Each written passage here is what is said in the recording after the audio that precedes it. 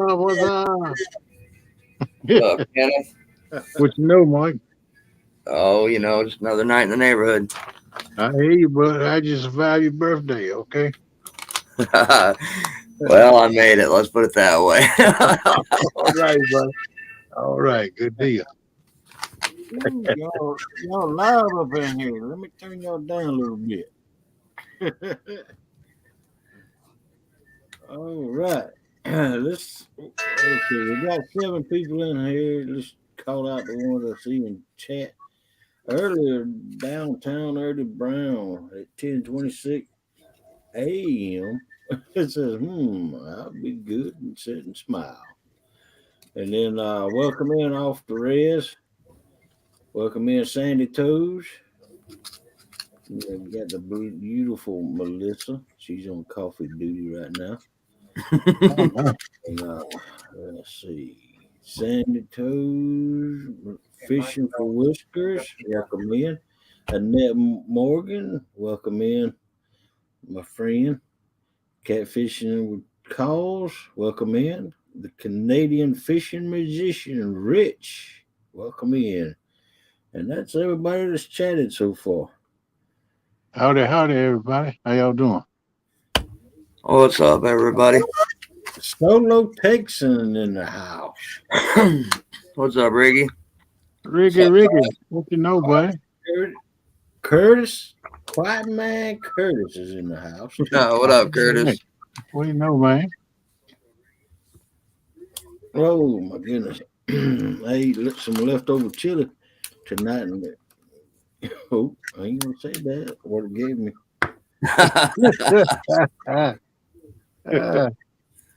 You might have to go get your own coffee now. Right? But you know what? I like leftover chili. That's to me. That's when chili's good. You know, the next day, I spent everything that blended together, you know. Yo, yeah, heck yeah. Leftover chili, leftover spaghetti. Man, that's the best time to eat it. So. Yeah, man. I agree with you. Judy and I watching. My daughter fixed something tonight. We watched the Super Bowl together. She fixed something I ain't had in a long time. That's nachos. Oh, wow, man. I'd like some nachos. Yeah, right. You fixed them things up. Put some of that spicy Mexican stuff in it. Meat. That stuff was good. Right. Doggone. I forgot. Well, I ain't gonna lie. I mean, one reason I forgot the Super Bowl was because I was asleep. And I also forgot Rich's went live tonight, Canadian Fisherman Outdoors. And man, I ain't gonna lie to you. I was tired. I missed it. I missed the Super Bowl. I missed all day long. I didn't watch but the second half of the Super Bowl. I only got up in it one for my daughter. She come out and woke me up. Oh wow, yeah. Happy Valentine's Day. Thank you, Melissa. Yep. Yeah, Valentine's Day, everybody. If and Valentine's Day is the day Melissa used to celebrate her mom's birthday because her mom was born on February 14th. Oh, wow, that's rough. Yeah. And man, I forgot all about that. Oh man. Hey, and I cut a snippet out of that 4-hour live, and made about 20-minute video out of it, and so that way people could go in there and just see where we caught the fish.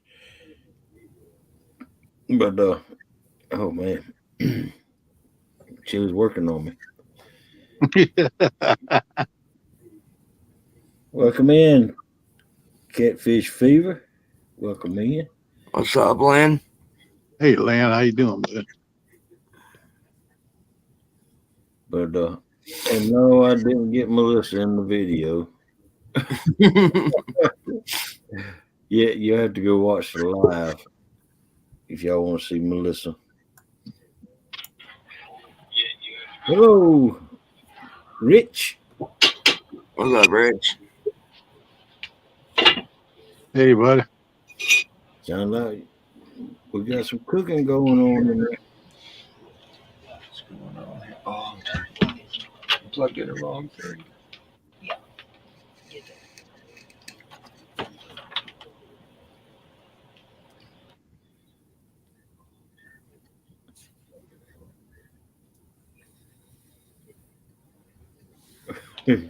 There we go. Yeah. Buddy, your fishing videos are awesome, Hogleg. I'm sorry I keep missing them, man. Don't worry. Don't worry about if we miss each other's. Yeah. Welcome in, Jeremy and Lance. What's up, Lance? Jeremy? How y'all What's up, doing? Lance and Jeremy? Where's he live? On the bed. This is Oh man, I see you decided to take the plunge, Lance. Hey, Morning, Steve. Steve Lowe. Hey, Steve Loke, welcome in.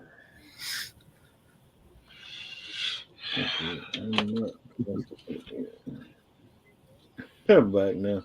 All right, Melissa. I'm Judy says that Melissa is super pretty. She says she's so adorable and says that the two of you, Hogleg, are amazing together when you're fishing. It's so cute.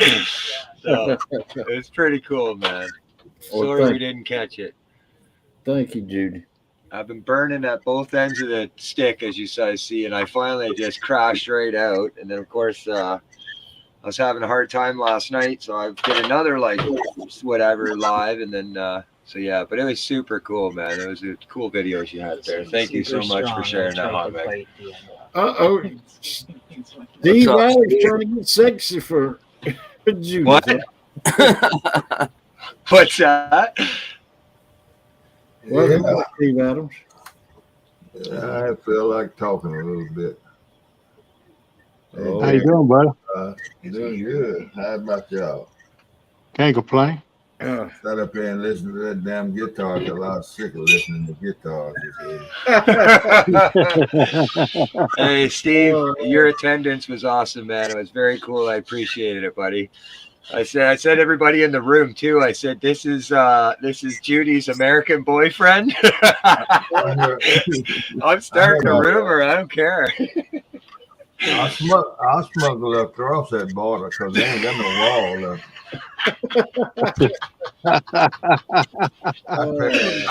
I'd bring that girl home to my wife. Oh, yeah. Oh, you better be careful because Judy might take your wife. Oh man, wait a minute now. That sounds like fun.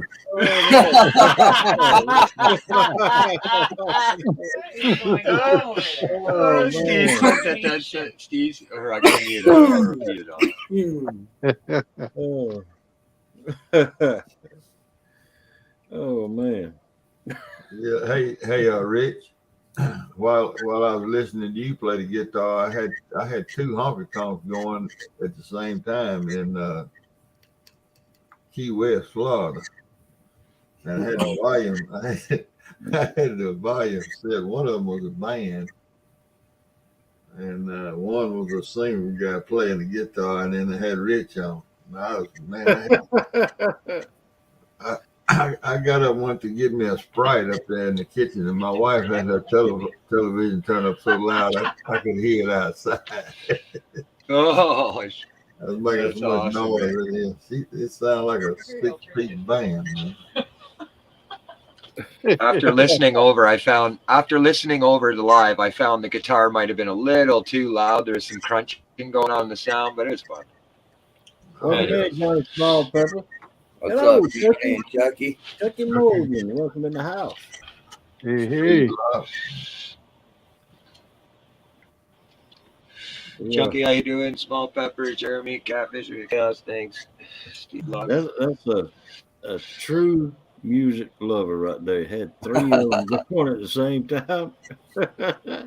Who's that? You, Steve. Oh no, I like live music. I don't listen to the radio. There Yeah. you go. I don't even listen to the radio. I listen to live music. Though. Radio sucks, man. Just saying.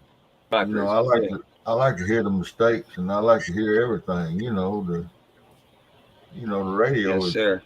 they in a studio and Right. they fix Right. all that. They don't Yeah. do no mess ups in the studio. Well, that's right. They That's do, right. they Well, cut it off.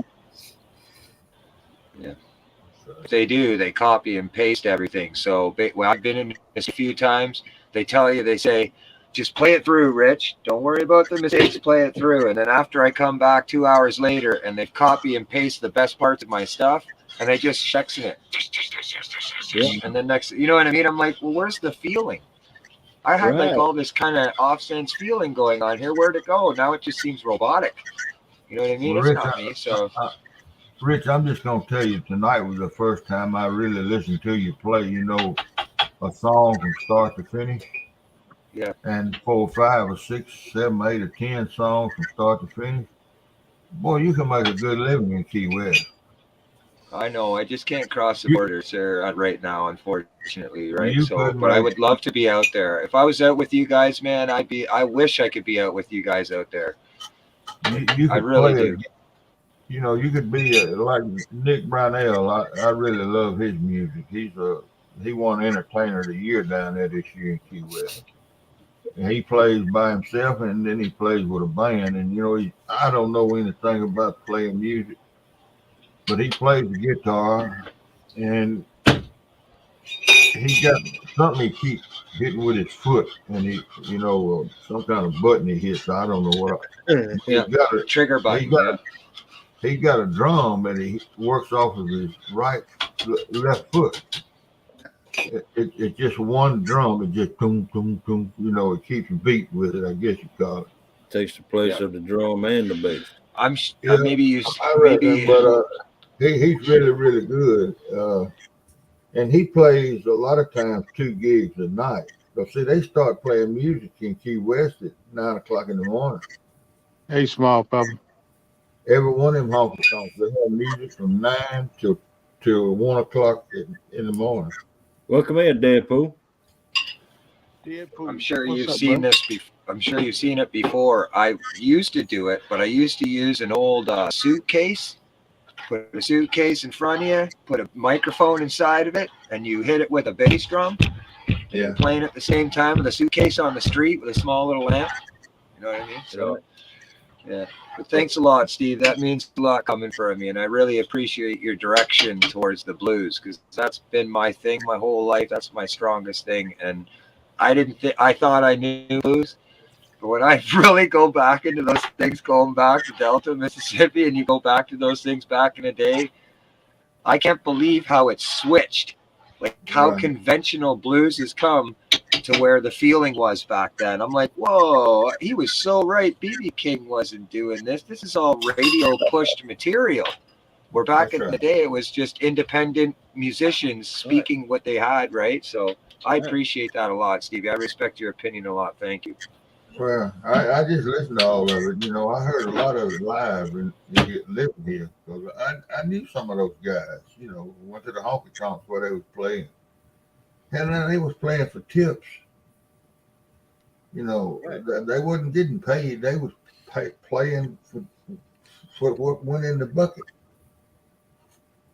Little Milton, he's one of the old ones. Oh, jeez. And he's really good. I'll be right back. Hey, listen, Rich, and then I'm gonna shut up because I know I get to talking, and sometimes I don't know when to quit.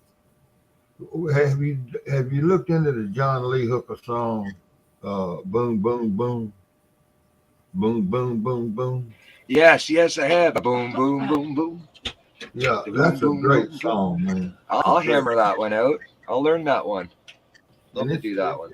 It's really good. And it's classic blues. It's classic blues.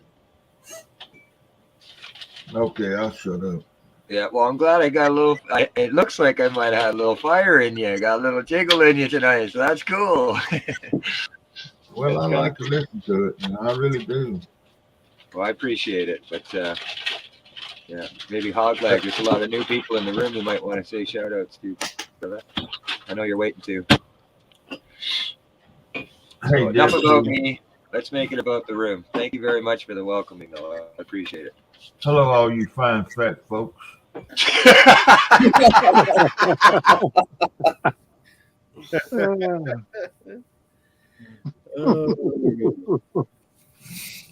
Digging up bones, digging up bones. Boy, that shut chat down, didn't it? Oh no, that's cause. Yeah, so you don't know how to call them. I, you know, you don't Hey, just come Coffee. out and say fat people, Steve. Huh? You don't just come out and say fat people. Well, just cause you use some kind of sophisticated overweight, that ain't. Hey, Curtis. Overweight sounds a lot better than Garpin, what's up, fat Jeremy? people. So, how was it? Did you have a good That's birthday, right. Mike? Yeah, it Good wasn't birthday, too buddy. bad. Awesome, man. That's right. Cool. See, you messed up. You call calls fat, Steve. No, I didn't. Oh, Oh, No, we ain't going through that again. Look, Melissa knows what happened, and He gets Melissa. Lance McCougat knows what's happened. We ain't going through all that over again. Well, oh man. I might have to go back and cut some stuff out of a video and make all these fat people Man, I tell you what, if you that do, if you call. do, I wish you better luck than what I had cutting that little piece where I caught that fish out of that Listen. long 4 hour live. Ooh, and I used Microsoft to do it with. Oh, did you download it, Hogleg? Did you download the whole file? Is that how you did? Yeah, I downloaded it. There you go, I Melissa. downloaded it to the computer. Then I Yep. used Microsoft Video Editor, and then I cut out the little piece. Yep. And you probably got a lot more other material in there Set up, too. You don't know. set up straight, Melissa.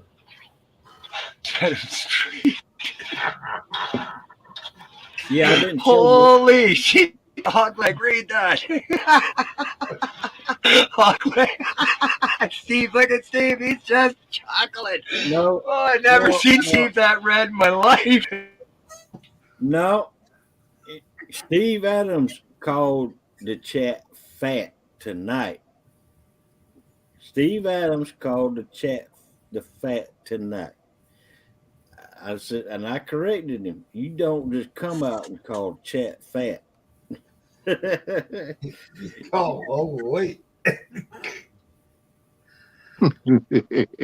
Look here.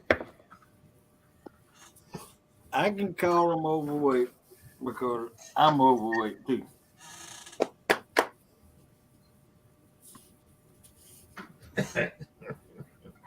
That's my investment, y'all. You done fire cars up calling her overweight. You called her fat. You call her overweight. You I said, didn't call oh, calls I want to overweight. fit in. I got to fit in. So I thought I would fit in. no. Got him a pillow. Oh, man. I am.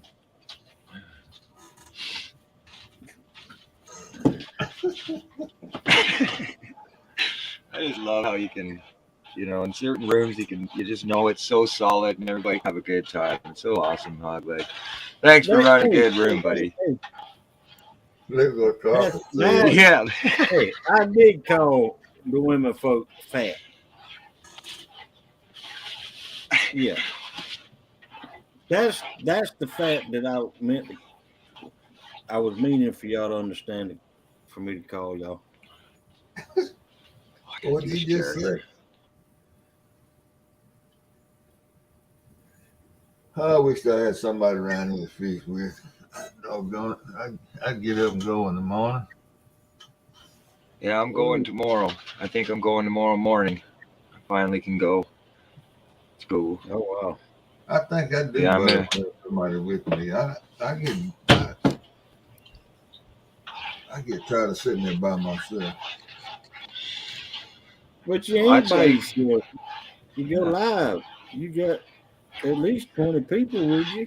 No, I have about 8, 9 usually. Well, I can keep speaking the About 8. word about you good people. So, especially the UK. Holy crap, man! I don't know how to explain it to you, but the UK they wake up around.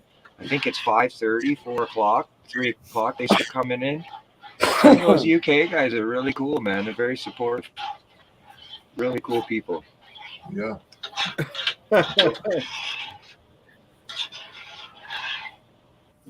Hey, Carter.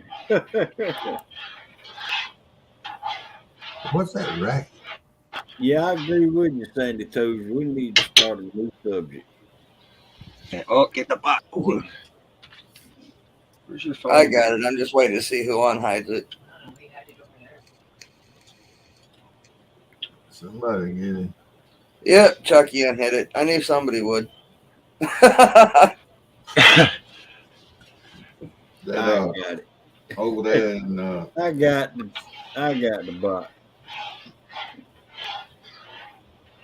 over there in Lynn's chat, that professional catfish angler kept coming in there. Oh yeah, catfish with cause. Congratulations on your big catfish I watched there yesterday. I didn't get to go live, but that was a really nice catfish you caught there. I heard it was your PB. Was it like 36 pounds or something like that, or 35 pounds?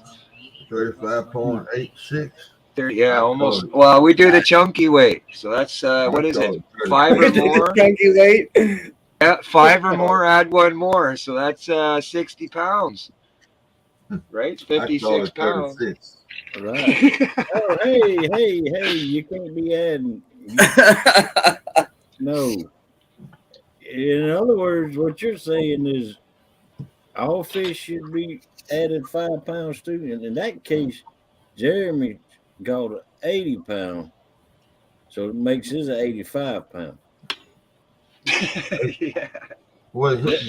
hey, If it's how yeah, exactly. Yeah. If it's 8.1 or 80.1, it's 85. If it's 80.56, it's 90. Wait a minute. Anything. Yeah, I like the way you do math because that little 2 pound fish was actually a 7 pound fish that I caught. There Exactly. you Just go. rate I like scales. that. I don't know how I you like that. just count your scales so it adds 3 pounds before you put the fish on. Hey, Carl, I thought y'all said 35.8. See, that's right. I was right. 36. I thought they said 37.86. Yeah, but they did clarify. Yeah, when they Oh, they first take said 2 it, pounds off for the net. That's yeah, right. they took the weight off of the net. Yeah. But that was a good fish.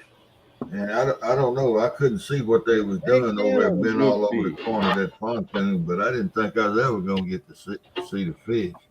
They fumbled around on that fish. They beat him to death with a net. Did you say how long? Hey, that tells me right there you didn't watch how long you didn't watch my video because it took me back up 20 minutes to get that little 2 pound fish off my hook.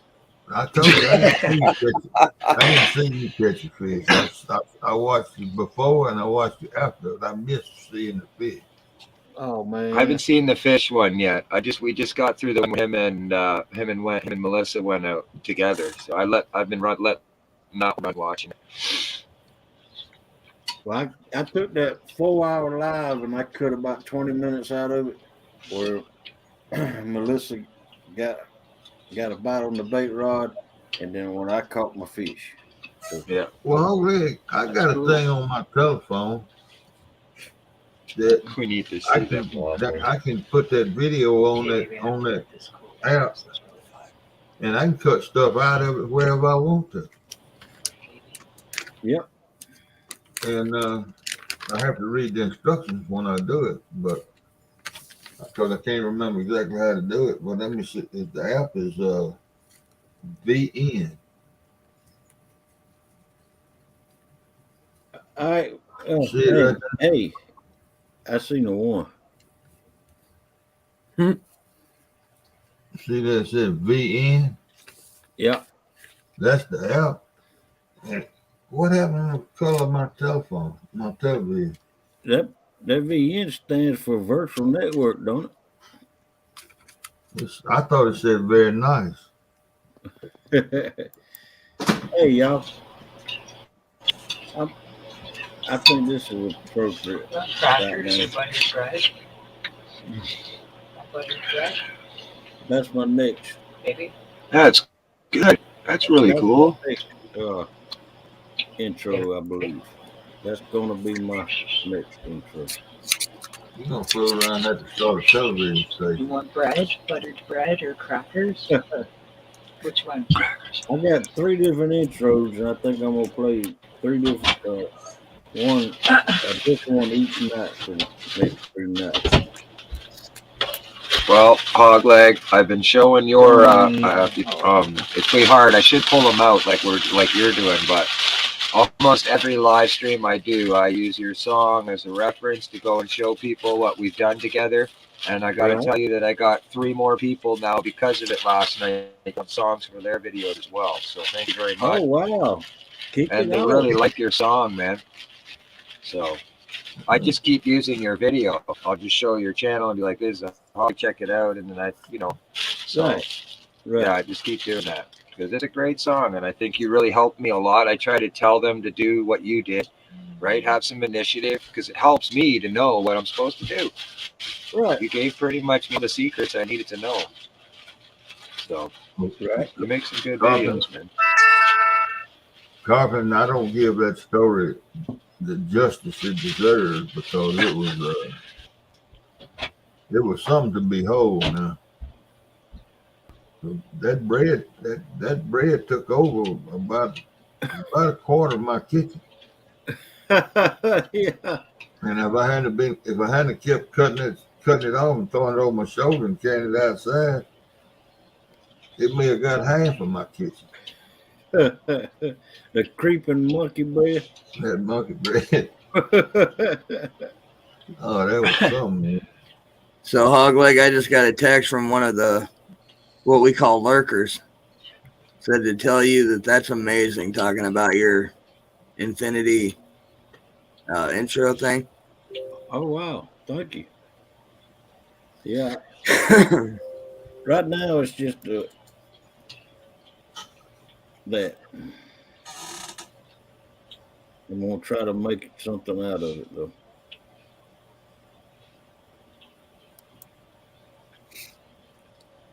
But thank you, whoever you are, lurker. Carpenter, I got several stories about my wife's cooking, or lack of. My sons love sweet potato pie. Oh, I do too. Have I ever told this one? Morning, Tina. Well, I hadn't heard it. I don't eat sweet potatoes or pumpkins, but both my boys love sweet potato pie, so they usually come here on Thanksgiving with all their family. What's up, old mechanic? And at that point in time, Kay did all the cooking, the turkey or the ham or whatever, did all. I always smoked or fried it outside, but she Right. made all the dressing and this and that and the other. Well, she made 2 sweet potato pies. And for the boys to carry home with them when they, after the holiday. But we're gonna eat off of them, They were gonna eat off of them. So they got here almost at the same time, and they came in and we moved suitcases and this and other. So Kay says, Blaine and Reed, y'all come in here. I got something special for you. Welcome in. She set one of them pies down there on the table and got the knife and cut each one of them a piece. And she cut her a piece, and Because she's one of these people that after she did all that, she had to cover the pie back up, put the knife in the dishwasher. She had to put all that up. And I was just standing there drinking a Budweiser and visiting. And Reed took a big bite of that pie, and Blaine took a big bite of his pie. And they had the damnedest look on their face you ever seen. And they were sitting there trying to eat that pie, and man, their neck stretched out. And I thought to myself, that boys ought not do their mama that way. I was fixing to get mad. And she took a bite of hers and spit it back in the plate. She forgot to put sugar in the damn recipe. Oh my goodness. But I asked Reed Blaine, I said, now, if she hadn't cut her piece of the pie, what was y'all going to do? Hey, Diddy. Oh my goodness. But they were trying to eat that pie. Did you tell him what he whipped up for you? But she left the sugar out of both of them pies. What's up, Fluff and stuff? Had to throw them away. Veteran Mercantile, how you doing, bud? Thank you, Melissa. Stuff and stuff. Well, she's a Hey, terrible Fluffy cook. and stuff. She's an awful cook. Hey, I'll be back in a few minutes, but I'll be in chat. Okay. You heard what I said tonight, didn't you, Rich? Did Judy read the comment I made about can you play Blue Velvet? Oh, that's a good song. Well, look what Judy's got on. Yeah, she looks good. I don't know if it's Blue Velvet, but could be Blue Velvet. And I said It is. He ought to play Blue Velvet. Yeah, it's Blue Velvet. Have on like the color? It's like A satin or something? it's like a greeny blue. Yeah, greeny blue, aqua blue.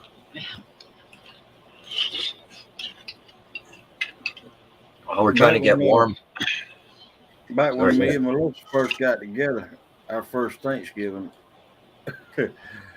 I was going to surprise them with a potato souffle, sweet potato souffle. Aw, Melissa. And, Aw. I followed the instructions all the way around like I was supposed to, but for some reason it turned green. Hey. Oh, great. Oh, man. It turned green like those banners up there. Hey, Tina. Oh, goodness. What Carpet Down Under, do you watch Back to Basics Adventures? Back to Basic Adventures, I think it is. I'll just say I've gotten a chance to know Carpin on a level. He's an amazing guy. He's very, very supportive. He's got some cool little things about his channel you should check out. He's starting to get into the drone flying now. He's got some really cool I'd stuff. like to have a drone. Yeah. Wouldn't have been some amazing footage out there on that Cheehaw Lake? I had a drone footage. Want to hear something, Hogleg? Check this out. We were watching a video the other night, and what the guy did, this was from 2018. Now, it was some random channel, but he used elastic bands and a GoPro. And you know how you set your catfish line up with a swivel and the bell weight? He put elastic bands on the GoPro about a foot above where the bell weight is, casted it in where he was fishing, and left there. Oh boy, you should see the sturgeons and then the cats coming right up and hitting that stuff, man. I was like, what? Wow. Yeah.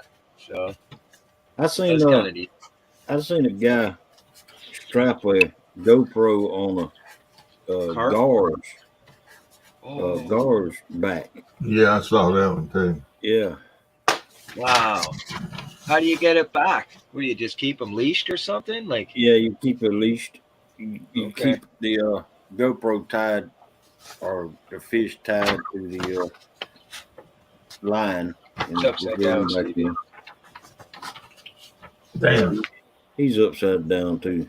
Upside down. He's just. Hell, I can't do this. Turn it the other way. Let me put you on full screen. Maybe that'll help. Oh, I see why. Yeah, okay. Oh, cool. All right.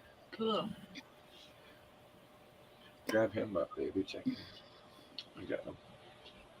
Back to basics adventures.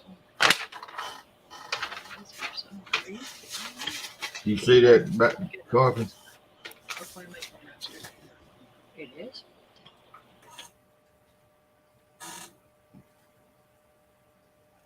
And Carpenter said, "I was just a kid, not sure." LOL.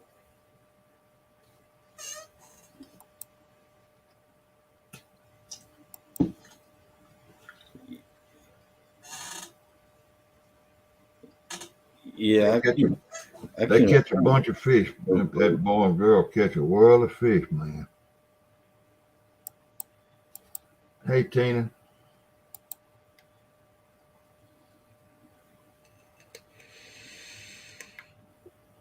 What do you got there? It'll make you big.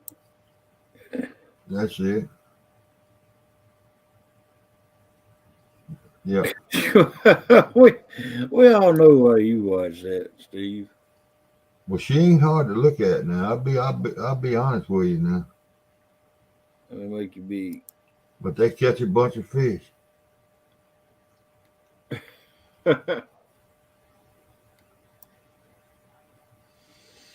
That they spent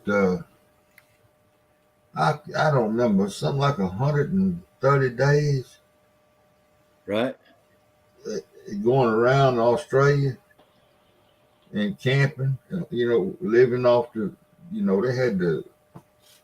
they had seasoning and this and that and the other with them and skillets and all, but they caught fish and they dive down and get lobster, crawfish, and that's the prettiest water I guess I have ever seen. You ought to go take in some of those videos they make. Let me ask y'all this. Do y'all know who, not anybody that knows, Quitman Curtis's brother is? No. Not by heart. So I'm not the only one. Do you know who Quitman Curtis's brother is? I do. All right, then don't answer. Fat boy. Oh, I told you don't answer. Oh, you did? I didn't hear that. I'm sorry. Holy, I never heard Hog like growl. He had a good growl. I didn't hear you say don't answer. Oh, man.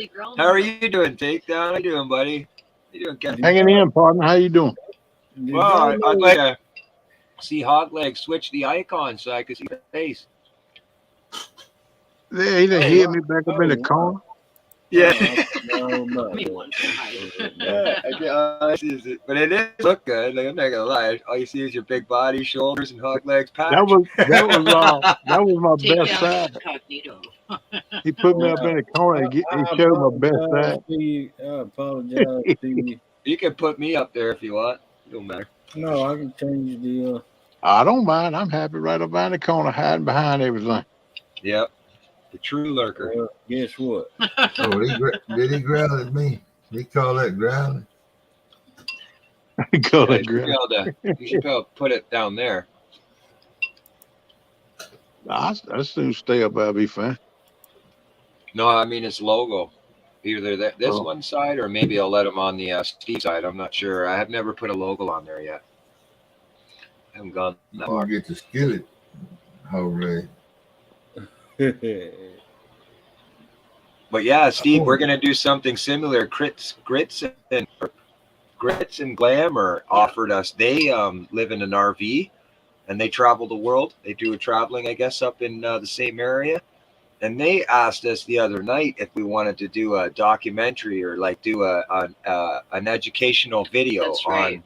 on like trailer living and winterizing trailers and stuff, and how to deal with that. And I said, honey, I can try, but half my power's blown out. My train. I learned a lot of hard questions right in the beginning, man. Hey, Francis, how you doing? What did she say, Melissa? I missed it. Yeah. Oh, Francis Fishing outdoors. How you doing? Yeah, I'll put him over there for right now. Oh, There's yeah. Quiet Maker. Hello, Francis. Welcome in. Yeah, I was wondering what happened to trivia. I've been looking everywhere for it. Yeah. Looking for who? Tina Bug, Veterans Mercantile. That's Tina Oh. Ladybug. Oh, it is? I didn't know. Well, yeah, and she I does kept a looking tri- for Tina. Everybody saying, hey, Tina, hey, Tina. I didn't know Yeah. who this was. She does a trivia. Yeah. Okay. It was on Wednesday nights, and she missed it. She wasn't there, and then Melissa said she was going to do it Friday, and she wasn't there Friday. And I just see that she's down. It takes 2 devices, and she's down to 1. Okay. Well, hello, Tina. How you doing? That's exactly what I thought too. I was right as soon as I heard him growl, like he's like, "Hey, I told you not to." It sounded. I was like, "Oh man, that's the hog leg I know." Man, I ain't worried about a hog leg. He ain't got enough money to get to Mississippi to do anything about it. He can't even get to the east side of the state You might be right. for a damn near giveaway deal. I ain't gonna lie, you did make me a heck of a deal on that camper, and I'm trying to throw something together so I can get out there and get it. Watching a fishing show where the guy bought a trailer and turned it into a full ice hut, and they live in it. He put holes in the ground, little toilet seats, and he put them on the ground thing, and they sit and they sleep in this trailer right beside his bed, and he fish hunts right where his bed. He goes to bed, and he has the rod with a bell. So he never misses a fish. Yeah, that's awesome. And you gotta love the fish to do that. You never know, that might be his only food. It might be. I starved to death. Yeah, you would, Steve. I'd have to eat the bait. You always get your wife to make some more of that sticky. Hey, Yeah, hey, but you know it's you bad. only use the blood bait. You know it's bad when a man that ain't fished for 7 months can talk smack about Steve Adams. But the difference is I don't talk smack about nobody else. See, You ain't catching no fish. well, I don't anyway. I didn't say nothing when I caught that 41 in that tournament. That was a fluke. Yeah, it was. I agree 100%. That's just like it was a fluke that Brian B caught that 72 and Jeremy caught that 64 and No, that it 80 wasn't. last night. No, they were It's fishing. wrong because it was just look. I don't give a doggone who knows what about fishing. If you don't have luck, you ain't gonna catch it. Well, it's true. It takes some luck, But it also takes knowledge. skill. Right. Also takes bait. That's right. I don't know about John Parker. John Parker proved that one wrong. Oh no, he didn't catch a fish, did he? He can't fish with the lick.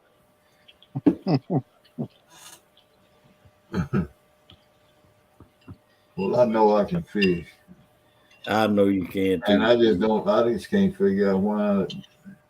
There's something up. I don't know what it is. I don't You know. just got to go to a different spot, Steve. Well, I'm not in a wintertime spot, I don't guess.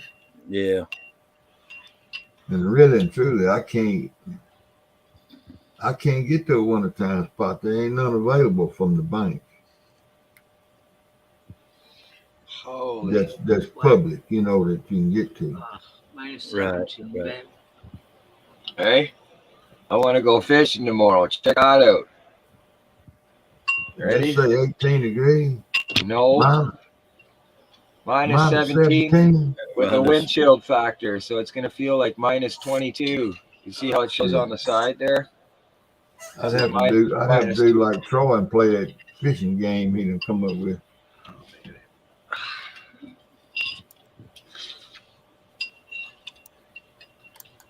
It's at the top of the link.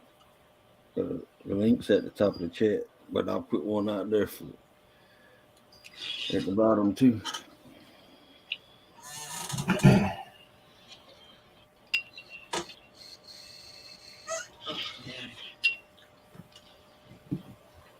You know, there's some guys that let me metal detect on their land. They farm 21,000 acres over in Arkansas, and they bought a bunch of land that borders that old river that runs around through there.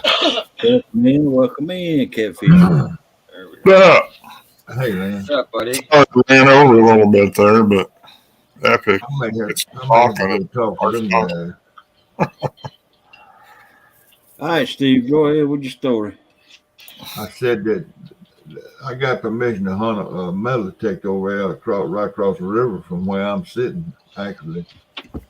And when you see those lives, that they got 21,000 acres, and they just bought, I think it's 2,000 acres of wood on the old river chute that runs around through there, where I used to flathead fish all the time from the boat.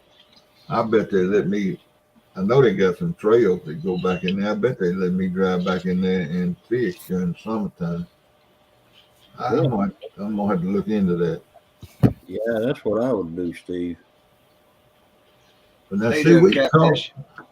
we've caught 5 flatheads from that spot I'm fishing now.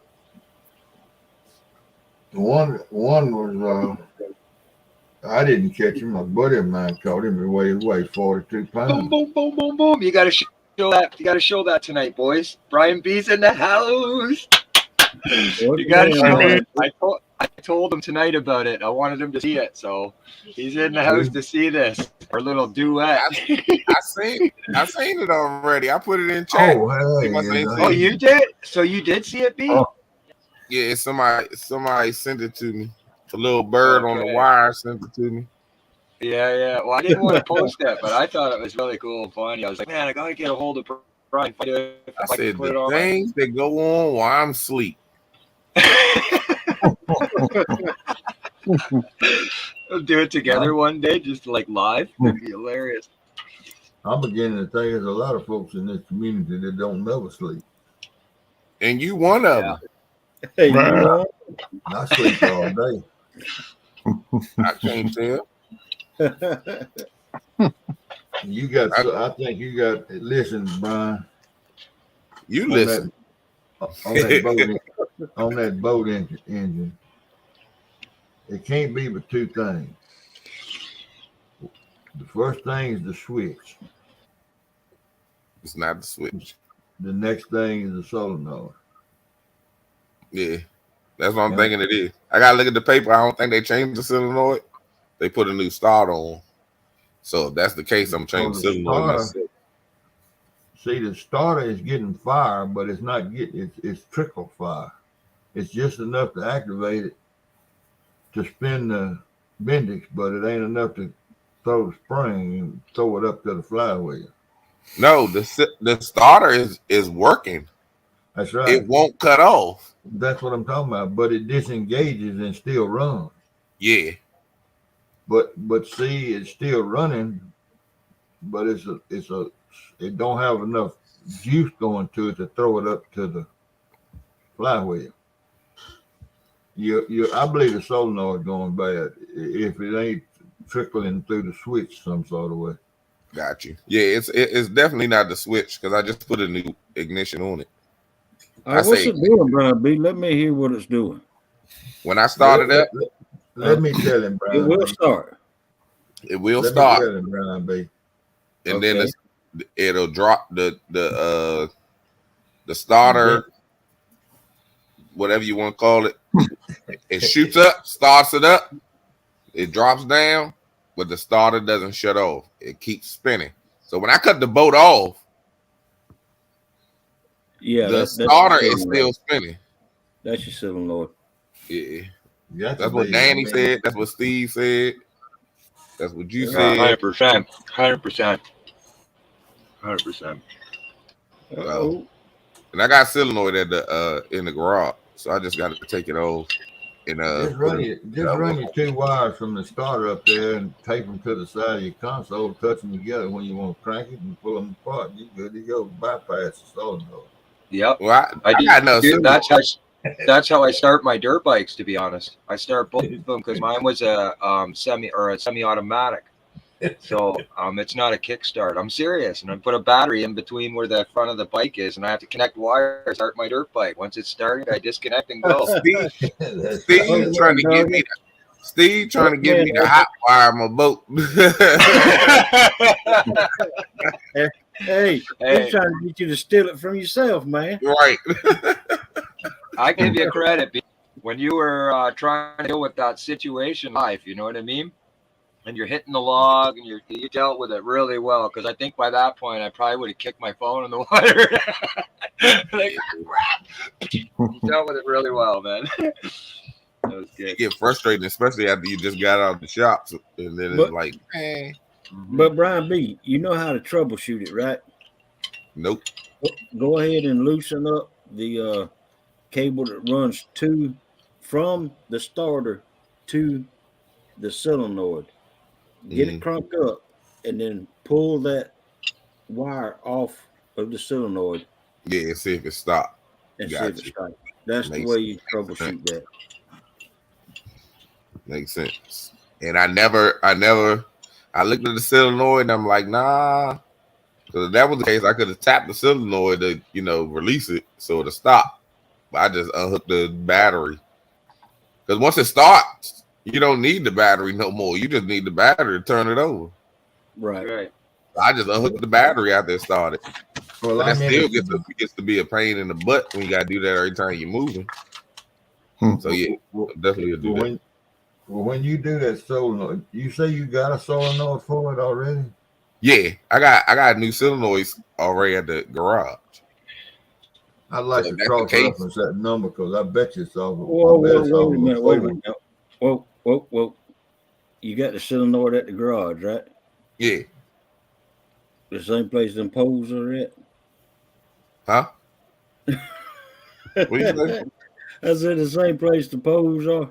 Yeah. Grab the poles too. I am.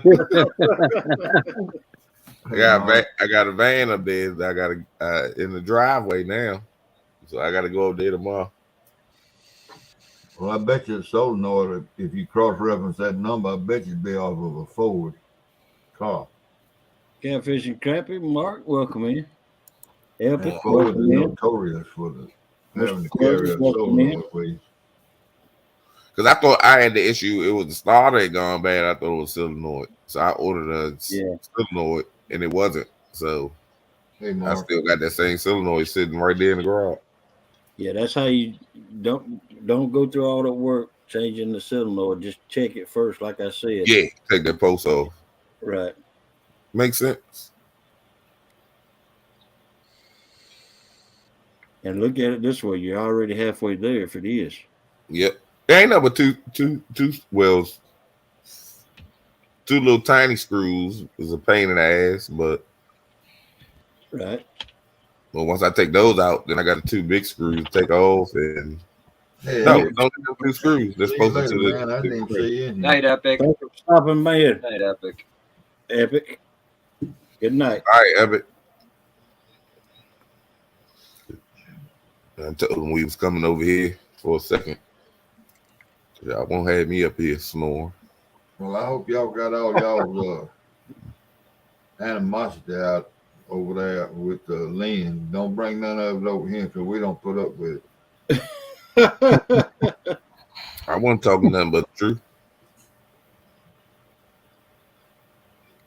So yeah, y'all a bunch of. You lucky I ain't. You lucky I ain't talking about you. Yeah,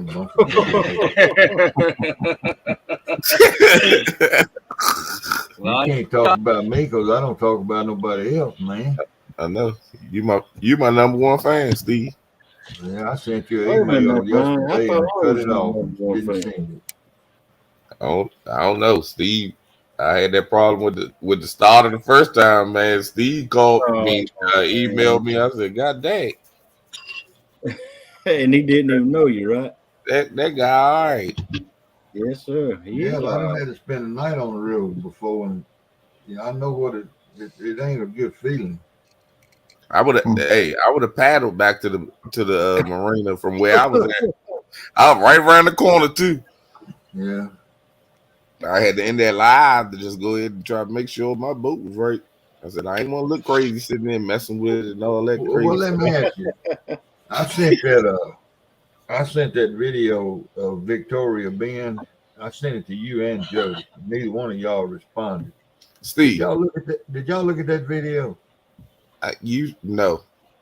You You need to sent look it at to that me. video. It's in I love Brian's honesty. It's like, well, no. And I know you sent it to me. I know you sent it to me. I opened it up, but I think when you sent it to me, I looked at it as I was waiting on Has.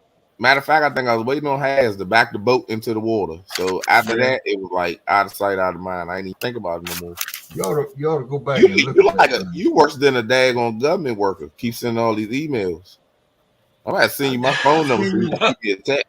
I done sent you 3 emails since I've known you. That's In a since week. last August. 3 emails. What you talking about? Waiting for Brian to go, that's 3 too many.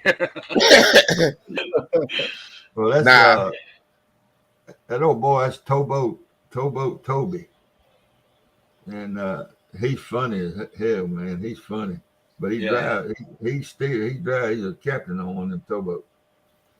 And he was pushing. And Victoria Ben, you can ask. Well, y'all can't ask him, but any of them towboat pilots out there tell you that Victoria Ben is the worst Ben on the Mississippi River. And he's pushing 35 barges around that thing. And the co-engineers got a dredge boat, and they dredging, and they sitting there. And Towboat Toby is talking rough about the co-engineers, man. Trying to make that bend. There's been a bunch of people killed in that bend. And when the water's down low, that bank is lined with barges, crushed barges. Thank you, Fluff. Where they've hit that bank, and that current gets them and pushes them, and there's so much force that it just mashes them barges flat. And they're about 12 feet tall. And just flat, made out of steel. It's a bad bend, even in a pleasure boat.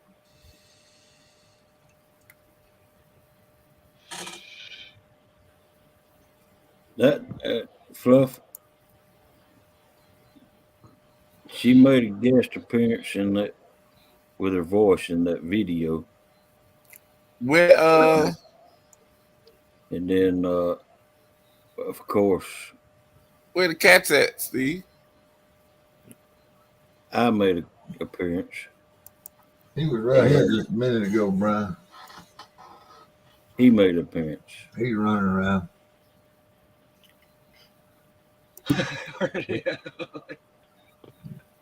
Hogleg, what you running I thought you were trying to work on your surveillance camera skills. Yeah, that take a month to work on all them cameras. Hey, Brian B., let me ask you this. Did you see my fishing video? I was in your live. But did you go back and watch the video? Yeah, I watched it with Hogleg sitting there, take down talking about the skunk on the boat. The skunk on the dock, whatever he said. Yeah. That's right, skunk gone. Yeah, skunk gone. Skunk gone. I thought you were about to start singing for a minute. But hey, did you know I put out a 20-minute video of the fish catching? Yeah, I seen it. That's what I'm talking about. Go back and watch it 1,000 more times. God dang, how many times you want me? It was only one fish. How many times you want me to watch it? That's all you guys. That's the way to be going semi-viral. He wants some watch hour, man.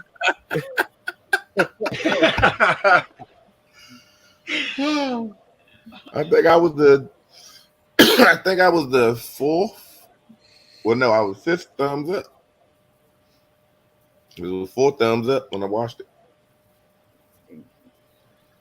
See? Well, thank you for watching it. Thank you for all of you for watching And it. I watched the whole video. I ain't even skimmed through it. Oh, wow. I figured you needed the watch hours. I sure did.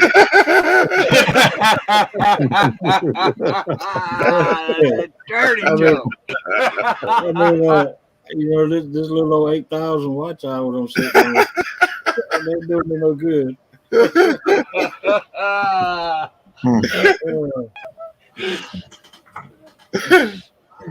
I wish I could give some of them away because I got plenty. That's what Hey, Stan folks, Fish said. in South Wales. Thanks for joining us. Stan Hello. looked at his and like, good God, I got Folks no in watch South hours. Wales helped me. Gonna see a few come in. You're gonna start Hey. waking up here. Actually, I'm gonna Hey. share you for a second. Well, Look Mike here. taking a nap. Look here. Must You should have. We went to 3 different locations on the Flint River. They were all out the banks. We went to Cox Landing. It was out the banks. We went to Lake Worth. It was out the banks. And we finally ended up at Lake Cheehaw, and we had to pay $7.50 to get through the gates of Cheehaw Park, just to get down there to Lake Cheehaw. And we had to be back out of there by 6, or they were going to close the gates. And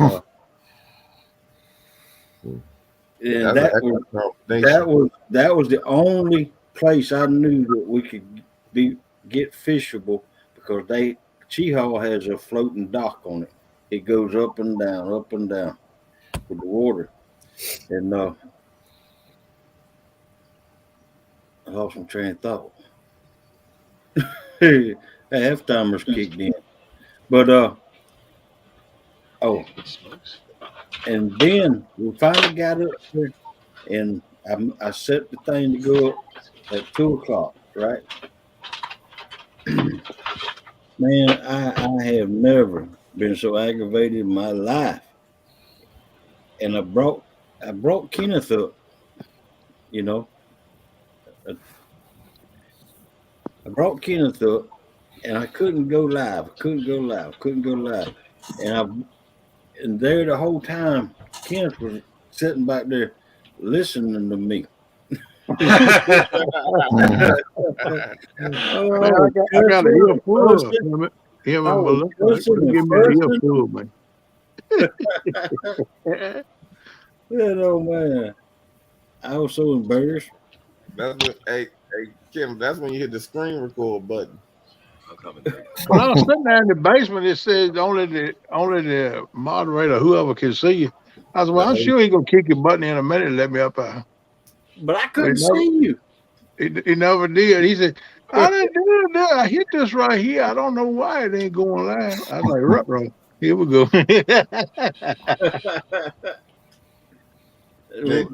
Hey, Don R. He finally got it straight though, didn't you, bud? Yeah, I finally did. It was just such a Hey, Melissa, how my sound? She ain't answering me. I sound. Can I get a thumbs up in the chat if the sound good? I was driving, so I couldn't. But I was listening. Man, that signal was so bad. I mean, I only was getting 1 bar. What'd you say? Hey, can you see the rod tips all right? Melissa, can you see the rod tips? I didn't. Can you see? Yeah, he was worried about the rod tip. Heck yeah. and I didn't realize the sun was right there at the rod tips. You couldn't see the rod tips. You could see them, but you couldn't see them because of the. You got to worry about the glare and the sun off on the left side of the picture. Man. Yep. Yeah. Night catfishing with Cause. Good night, Carls. Thank you for coming in. Good night, Carls. See you, Carl. Take care, girl. All right, guys. Need to do some exercise and get ready for that 40-pounder Thursday night. Sometimes I be in chat. I told you, old leg, I be in chat sometimes, and I just. Back in the house. How you doing, Brad? Good night, buddy. Uh-oh. Caught a What's up, lurker. Brad? Hey, Brad. We caught a Brad's lurker. in the house. I'm coming, honey. I'm gonna let you go. Oh, I'm no, gonna no, go and it's spend just- some time with my Valentine's Day. Thank you for having me up here. Everyone have an awesome, awesome day. And All right. Thank you for keep coming on fishing in the free world. See you, DFM. See y'all later. See ya. Later, man. in. Thank you for coming in. Oh yeah, Oh, Steve. I'm sorry, I forgot to tell you. Happy Valentine's Day. Oh.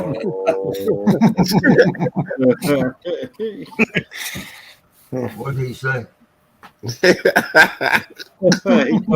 he told you Happy Valentine's Day, Steve. Oh. Send me one of them little chocolate hearts, man. I love Yeah.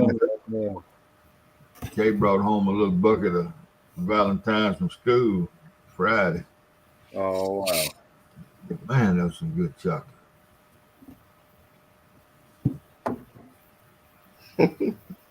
Yeah, I bet it was. Chocolate, solid chocolate. You know, some of them are solid chocolate. I don't like this stuff that got that cream filling in them. Right. And that solid chocolate and a dose of honey, man, that's good. You don't think daggone chocolate is enough? You had to add honey. I just love. I like honey with everything. Probably was up for 2 days.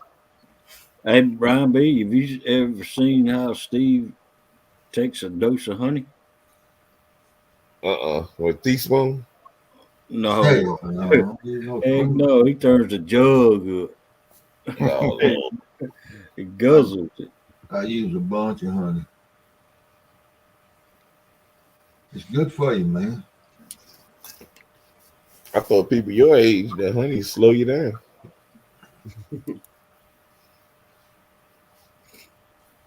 People my age done learned a whole lot, man. And honey's good for you. I know this. Welcome back, Mike Turner. I thought you was napping. No, just had to go take care of a couple things. The hog leg gave you a 30-minute break. I'll tell you something else I eat a lot of. I probably eat too much of it. TMI. No, actually, Hogleg sent me a text. Hogleg sent me a text before we got started, gave me a 30-minute pep talk after my live last night. Figured I was too wore out to be up here.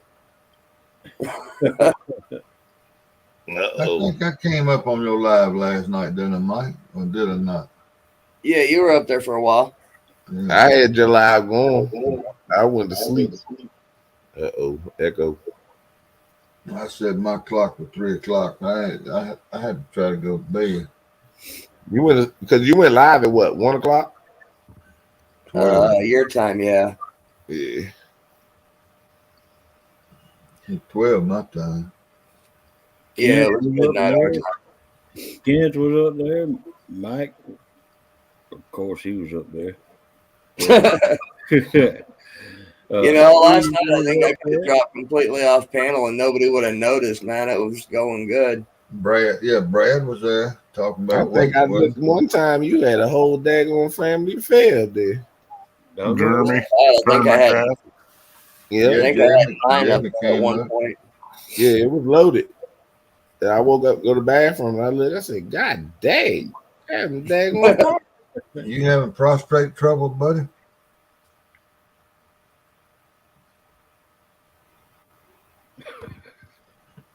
He talking. I was waiting like, who's he talking to? Right. Brian. Where'd that come from, man? Are you talking to me? Well, you said you had to get up and go to the bathroom. I sleep when I go to bed. I sleep all night. I don't have to get up and go to the bathroom. Most Oh, old people, goodness. you only go to sleep for 2 hours and wake back up. No, man. You better Hey. go. You better You better go find you a woman doctor that got little fingers.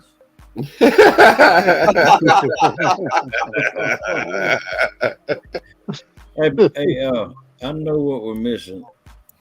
You ready to? And I actually had some people comment that they like you very white. Oh yeah, You ready? I pitied him. You ready to do it? I ain't up for it tonight, man. Oh, I just ain't in that frame of mind tonight. You know what I mean? I practice though. What y'all do? Get up here and sing? I ain't signed up for karaoke night. I ain't heard y'all do that yet. I don't know if you call what I do singing or not, man. no, he freestyles. I didn't watch the couple replays where Kenny back there playing. I don't know if that was Kenny G or Kenny H in the background. That man there fell asleep going down the road. Well, Kenny back there with the melodies. All leg want to play the melodies all the time. He got Well, the music. Music in the background. No, he's the one play the music. He just tried to get me up on the stage by the mic. I don't know why. I can't carry a tune in a wet paper bag. Because you know how to freestyle. Shoot, I don't know where it is. Well, I'll give you a break tonight. Very Well, thank you, boss. I appreciate it.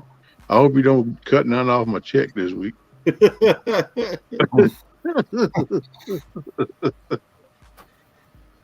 Oh man! I still got to look up the lyrics so I can be singing the right stuff. Oh, you do better freestyling. Oh man! Hey, watch.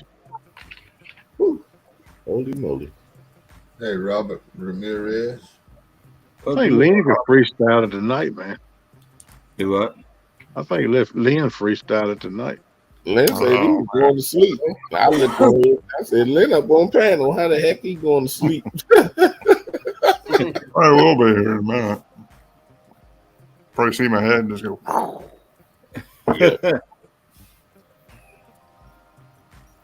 There's and don't feel alone because there's been very many people fall asleep while on panel. Well, I fell asleep on I panel have before. not fell asleep on Hog Legs panel. I No, call not BS on on that, Brian. Well, I call BS on that one. I have not fell asleep on Hog Legs panel. Not Okay, unless maybe you not read hog it. legs. Never Yeah, see. You got to be specific. They I all, presume that icon will be going. they all scared to fall asleep on my channel. I didn't fall asleep on my own before. that was funny when Abbott went to sleep on his and just. That's every day. Which time he did it? He did it 2 weeks back to back. Yeah. Yeah. And then Mike fishing out. Oh, Mike Fishhome went to sleep. He went upstairs and got in the bed and left his live going. Yeah. Yeah, I come up in there that night. I said, "You must have went to the bed. We'll be back in a minute." 10 minutes later, still going. I swear, I jump right and come back. I come back maybe 30 minutes later, still going. I said, "Dog, I don't know what happened to him. He must be passed right down the cape." Yeah, he was in my live earlier, Melissa, for a couple minutes. Yeah. He was on. He was on earlier, Melissa. Not in here, but over at Lynn. Yeah, one time Avid was on my panel and he was at work. Oh man, we all were quiet. Put it on him and just put him on the screen. Oh, it was loud. I mean, that ain't nothing new. Avid falls asleep. Oh man.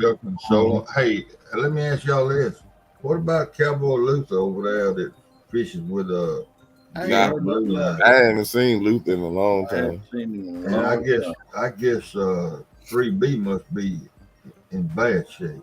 Yeah, Yeah. and But you 3B. gotta remember, everybody ain't, once they get into YouTube stuff, and then sometimes you're gonna have people fall out because they just, they get in and chit chat for a while and then boom, they gone. You don't hear from Right. them anymore. Well, Right. I know 3B is sick because who called him? Uncle Lou. Yeah, and then somebody else called him later from in here one night. Who was that calling from in here? Was it Brad? No. Nah, they were saying that Uncle Lou said that he wasn't doing that good. Stomach That's right. problems. Yeah, but after that, in a week later, 2 weeks later, somebody else called and checked on him. I'm trying to remember who it was, Mm-hmm.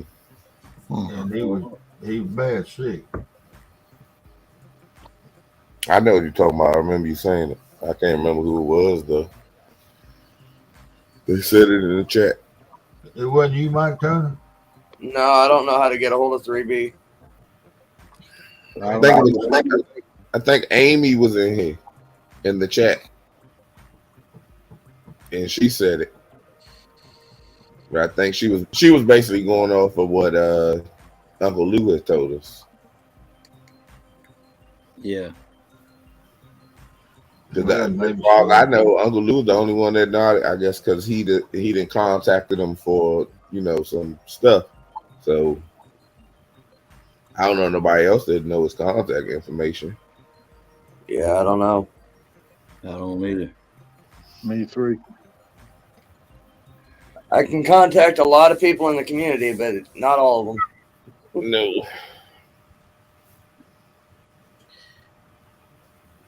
And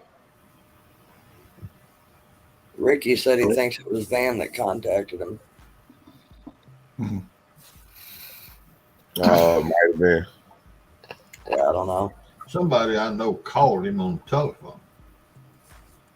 I thought you'd be the one to check on 3B, Steve. Well, I was the one that got it started, but I didn't know. I didn't know. Didn't know how to do it. He probably sent him an email. That's how Uncle Lou texted him. Texted him, I think. Yeah. Wow. But then somebody called. I don't know. I don't know. But Yeah, he seemed like a good guy. 3B did, and Yeah, he's cool dude. well, see, he was struggling. I ain't gonna say was like he past tense, but Right. But he was just ain't been around. getting out there and putting time in, doing sufficient. And Yeah. Well, he wasn't doing no lives or nothing. He was doing little shorts. right. Channel. Right. But he was always in. He was always in the chats. I hope he didn't fall out on with bad health or get aggravated because he. no, he didn't get aggravated. He's sick. Yeah, some stomach issues. See, I went to his about on his. And I knew, and he didn't. His email's not in there. Yeah, I looked too I didn't have any way to.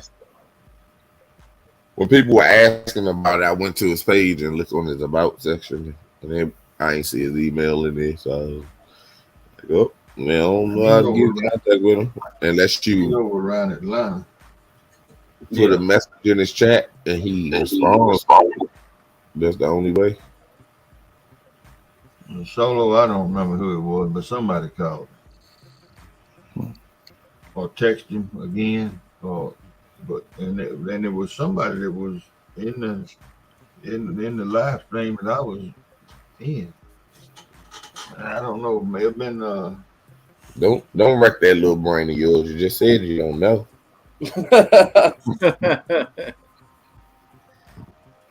Brian, Night, Don.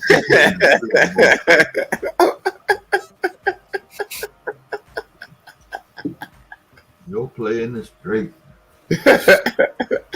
I'm gonna start saying go play in the traffic.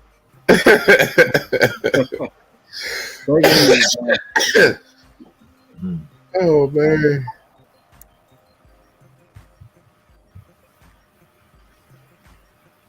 Yeah. Yeah, well, I remember All right, that. now you be safe, buddy. Talking about people falling asleep in chats and all. I remember that night when Jody went to the dock and she stopped over at the hotel and she was up in there and she went live that night and Oh, she we was was crying. up on Panda. She said they'd Yeah, try to drink their Pepsi. and she kept nodding off, Like that, nodding off. like Lynn And just did. yeah, yeah. I just And got a then good picture. and then See you, Don Hart. she It- she's Right, holding Don. the Pepsi in her hand and she just Yeah, she turned that joke up and still had the top on it. Yeah. So, but I ain't think y'all noticed that. Like, you didn't mess around and open up a live. And she said, I ain't gonna lie, man. She fights. oh, She You know fights what? this dozing off. Better watch me. Y'all can't tell me, see my eyes, can y'all? oh, but that sleep kick in, buddy. Oh, heck Fight yeah. it all you want.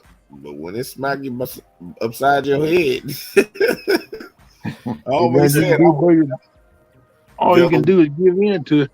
oh yeah. I've always like after like no script or something like that. Right. Man, we might sit backstage for 2 hours talking, 3 hours. I be there, made my plate, ate. I come downstairs, I throw that computer across the bed and lay across the bed and be talking. I know that happened twice. I didn't woke up and I'm sitting there looking at myself. Well, I always had this on when I get in bed, and I be sitting there running my mouth. Before you know it, boy, I wake up and all I see is my logo on there. Staying there, hands gone. When I worked on a research farm in the wintertime, it was kind of slow. I worked around the shop, working on equipment and everything. And I used to love to work crossword puzzles. And about 2 o'clock, between 1 and 2 o'clock, I always had to take a nap. I've just been that way my whole life. 15 minutes and I'm good to go. Well, I was sitting in there, I had eaten lunch, and I was sitting there in my office working a crossword puzzle. And I had a cap on. And I laid that pencil down. Apparently, I laid that pencil down, and I was up on my desk like this with my cap down. And I was sitting there, and I must have been in that 15-minute nap. And some woke me up, and my boss was standing over across the desk talking to me.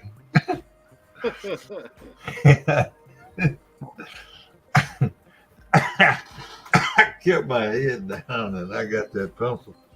And I was trying to figure out what he had been talking about from what he was saying.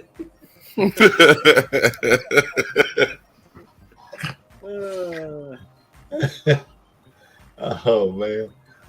Yeah, I was sound asleep. The boss standing there talking to me. Yeah, I tell myself every time when I'm going to sleep, you gonna hear it. What's up, zombie?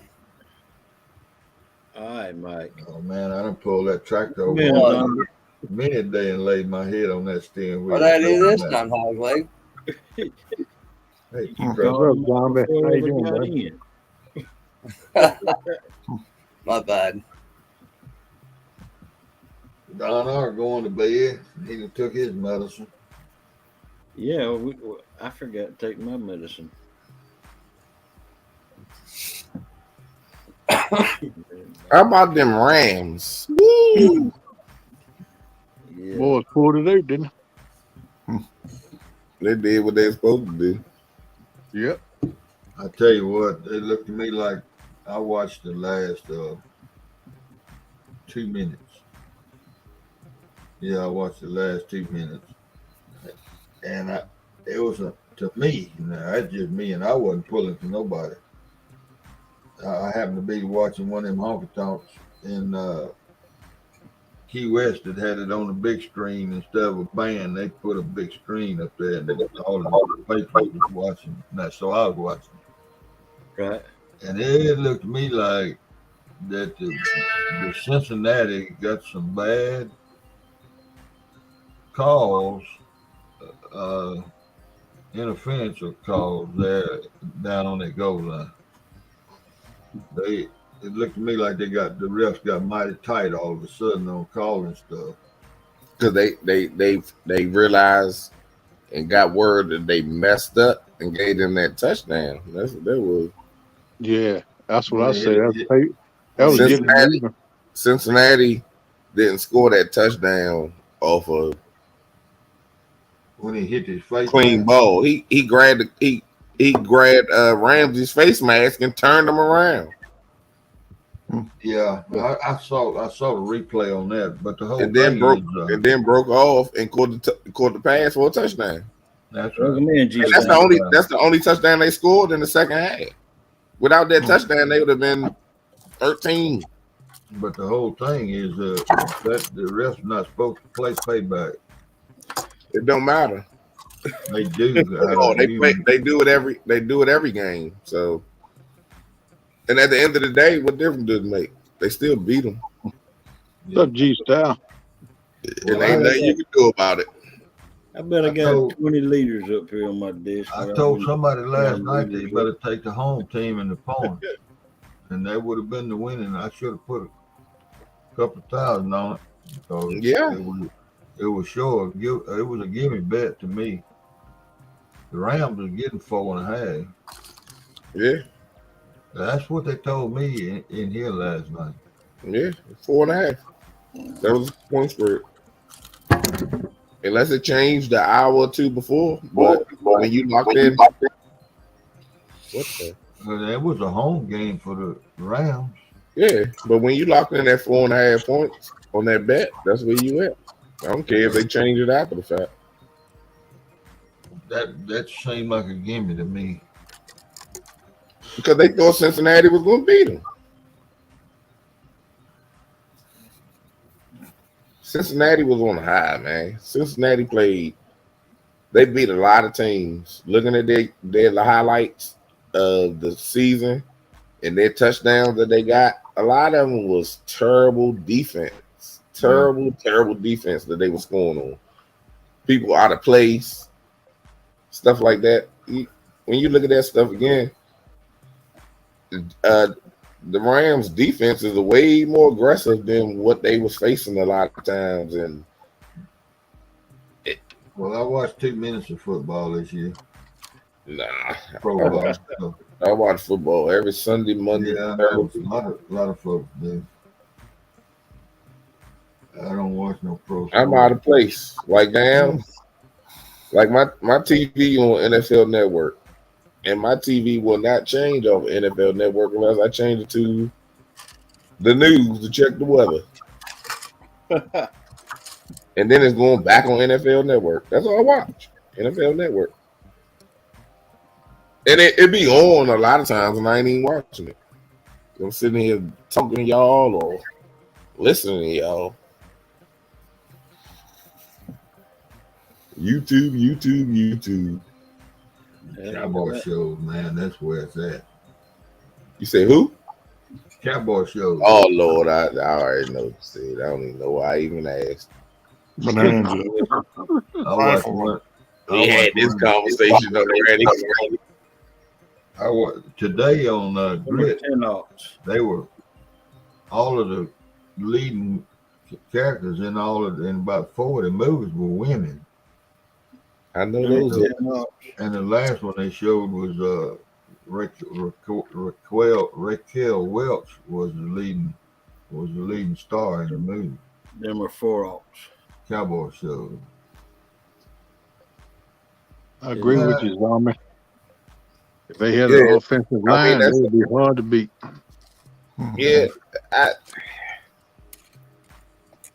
their defense ain't the best. 10s and 4s, Ricky.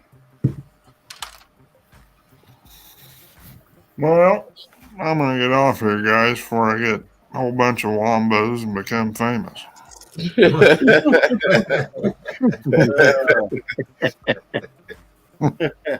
We'll see you, Lynn. See you Come guys. on, Lynn. Become famous. Take care, buddy. Get famous.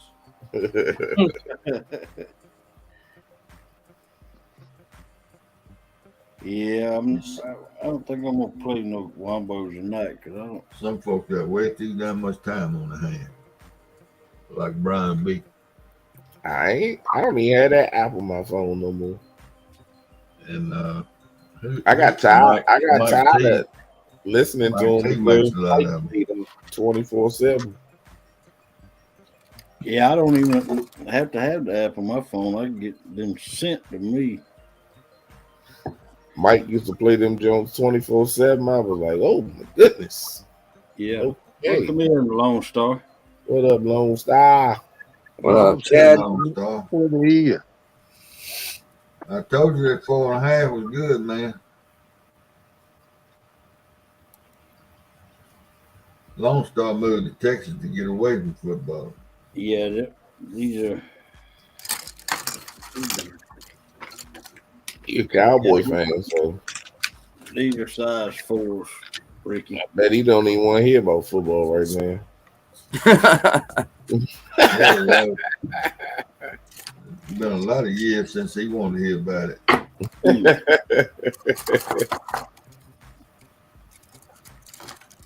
Man, I just untangled them all and laid them right back down. What'd you do that for? Yeah, these are size 4s. What you got for? That's what he fishes in his aquarium for them guppies with. Channel cat. I took Epic's advice and I'm going to downsize on the hooks for the channel cats. And I just went ahead and tied up some 4s. You normally fish with 7s for channel cats, and but I got thinking one night Epic was on my channel, and he said you need to downsize on your hook if you're getting the bites, but they're not hooking up. You need to downsize on the hook. I ain't downsizing nothing. Right? If they that small and they can't get it, that ain't what I'm looking for. Exactly. Was it? You see, I always keep a skunk buster rod on my boat, and that's what caught that fish the other day. My skunk buster rod, and I always have liver out there because I like to keep the skunk off my boat. Here's the thing, and this is why. Here's the thing, and this is why I won't downsize like that. I try not to go anything smaller than an 8/0. Occasionally, I'll go to a 7 because you can still get a 1-pound channel on a 7, 8, and 9/0 hook. Yeah. There's no reason to downsize. Yeah, the points all the same, ain't it? Do what? The points on the hook all the same, ain't it? Yeah. Well, catfish gonna open his mouth big enough to put that 10-0 hook in his mouth. His head might not be as big, or his jaw might not be as wide. That's why you need to downsize your hook. Nah, but all you're gonna do is bust him upside his head. You use that little hook in a good sized fish gear, guess what he's gonna do? He's gonna swallow the hook and get a gut hook. Yep. Boy, and then we'll have fish for supper. Yep, that's what I had to do the other day. I had one gut hook, and I said, well, I'll put this one in the live well. It's going on with me.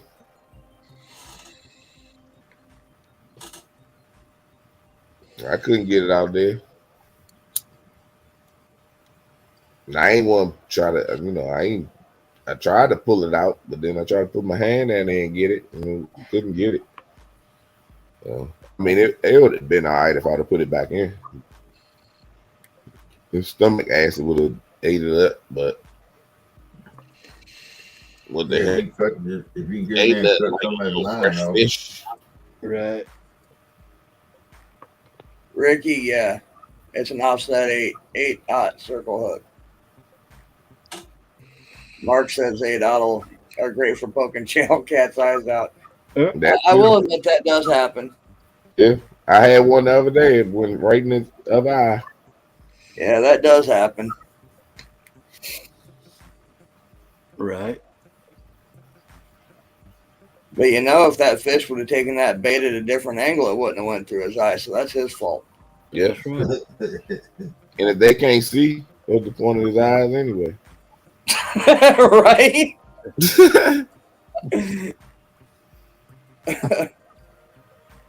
I see what he's talking about, though. I understand what he's saying. Yeah, I mean, I done got a couple in the eye. Yeah, it happens. Well, hell, I done caught big fish in the eye from the outside before. I'm talking about 30-pound fish. Right. I don't know how they get. When was this? When was this? When I boat fish, man. Oh, I ain't seen you. These those tail hooks, they ain't got that crooked eye. They got a straight eye. Because you ain't caught no fish since summertime. Do what? I said, because you ain't caught a fish since summertime. I don't claim to be catching no fish. I mean, I'm talking about I have caught them before. Well, you know what I'm saying, man. I don't know what they do. Why do they go up there to hit the bait and miss it? I was listening to you lie the other day. Said, man, what I got to do to catch a fish? I ain't caught a fish in about 3 months. I said, see, I was listening, but I wasn't in the chat talking. Fishing from the bank sucks, man. We got the same story every time. You know what it is? The daggone fish is full. They can put this soybean in this water, and they. I didn't say that. I said, here you go with that story again. I was listening. I was doing a thought. I saw them boys fishing up at south of Memphis Saturday morning. They didn't get a bite. They had out 4, 6, 8 poles. 4 poles, 6 poles. I know. I mean, I had no fish there, but I got a good buddy that fishes there. Thank you, Mark. And fishes at night in the summertime. He catches some fish too. Thank you, Mark. You just reminded me another reason. Because why I use 4/0 hooks for channels, smaller hooks for channels, the 4s, chances are flatheads and blues ain't gonna hit chicken liver. That's a channel cat hook right there. You'll get blues on liver. Not always, but you always get channel cats and turtles. I mean, right now I've got 5 bait casting rods and reels rigged up. Right here, I've got 2 rods that have 7/0, 2 rods that have 8/0, and 1 rod has 9/0 circle hook on it. I won't go any lower than that 7/0. I don't go no lower than 9. I use 9 and 10s. Well, I use 9. 9s. But do you know the different makers of hooks? Nope. I only use 1 hook. So you've never used a different maker of a hook, right? Uncle Lou's. That's it. That's all.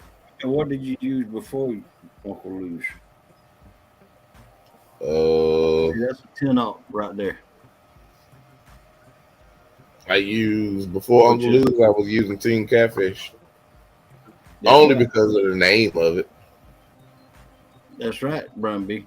And see that right there is a 10-aught hook. That's a little hook for a 10-aught. That's exactly right. Yeah, my 10-aught's a little bit bigger than that. That's exactly right. The brand name matters. Hey, Mark. That Team L9 Catfish hook 197, that's a KO hook, isn't it? would be bigger. Ain't that the KO hook?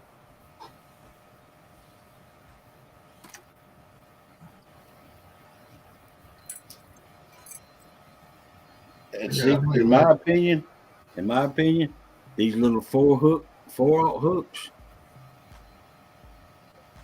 are bigger than the 4-aughts. What brand is that? Whatever. I thought it was my KO hook. description home sent me. Uncle Lou's. Well, I don't know about the fours. Well, no, I don't know. Nah, he ordered some hooks off of something. I forgot. Off of Amazon, if I'm not mistaken. They had multiple size hooks. Yeah, he went to bed, Melissa. Exactly right. Mustache run small. So it depends on the name of the hook, I guess. Oh yeah, you can put different brand hooks beside each other, and they'll definitely be different. Right. And see, these right here are big for 4-aught hooks.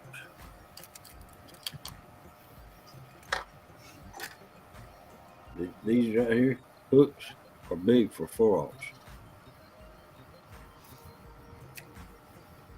And these right here,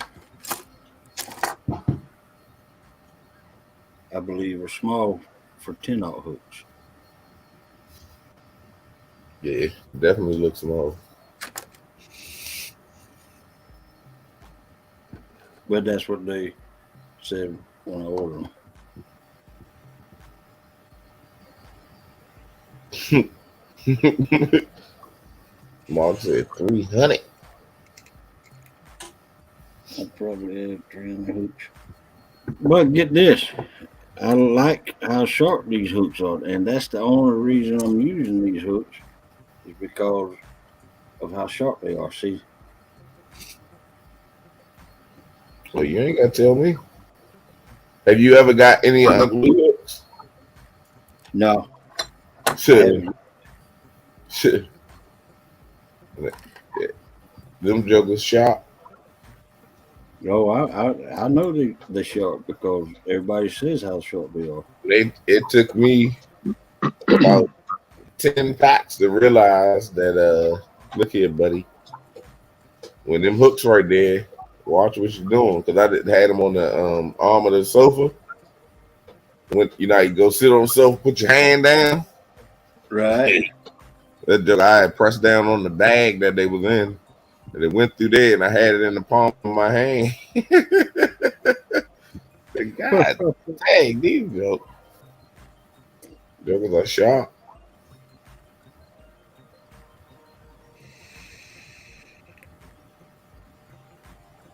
Yeah. I carry a hook sharpener in my pocket when I'm fishing. I don't sharpen no hooks. If they need to be sharpened, they coming up off that line and going on the wall as a hat hanger or in the trash. I'll even sharpen brand new hooks if I haven't think about it. I don't. I just don't buy them hooks no more at the door. Well, I mean, they gonna get dull if you dragging them through them rocks and things out there. I don't go through no rocks. Pretty much in the mud for me. I do because every so often I'm gonna change my leader line, and when I change my leader line, I change the hook too. I mean, I do because I fish the Flint River, and what is Flint? Flint rocks.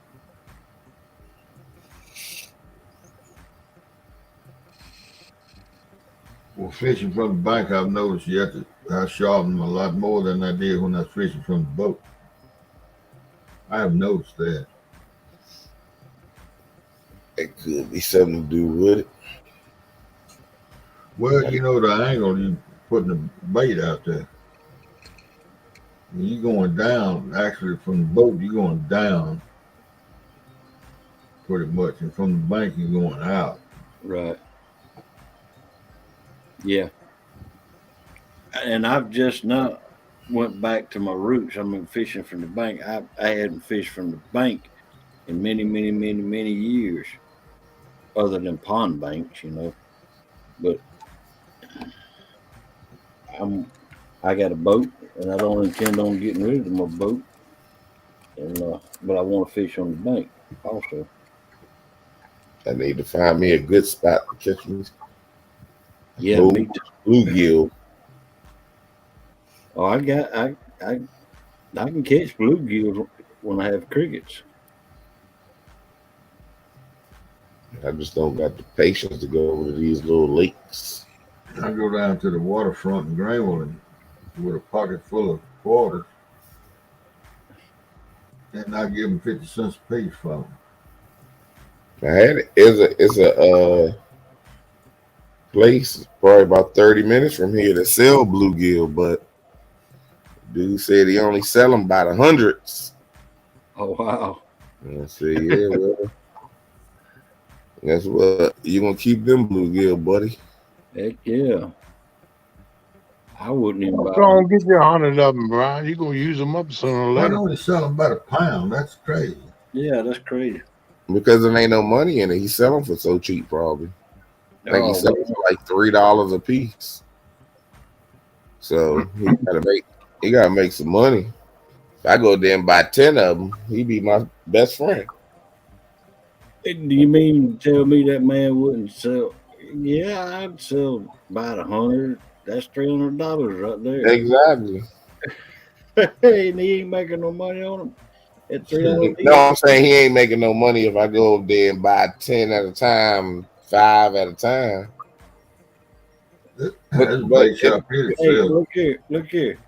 $30 in the hand is better than $9 in the hand, right? Yeah, but I guess if people buying them like that, then it ain't worth him selling me 10 of them. When somebody gonna come tomorrow and get 100 of them, and I might have cut his 100 down to 90, depending on how many he has. Well, let me ask you this, Brian. Are they live bluegill? Yeah.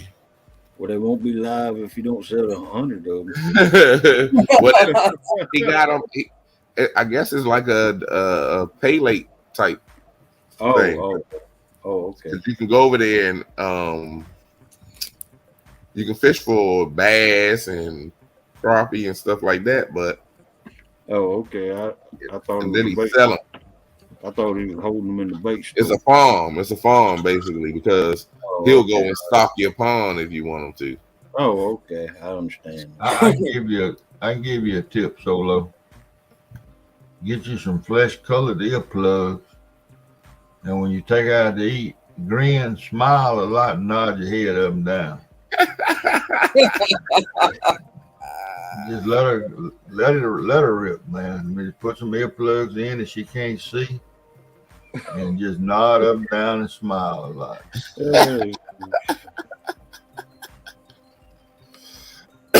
And you'll be good to go, boy.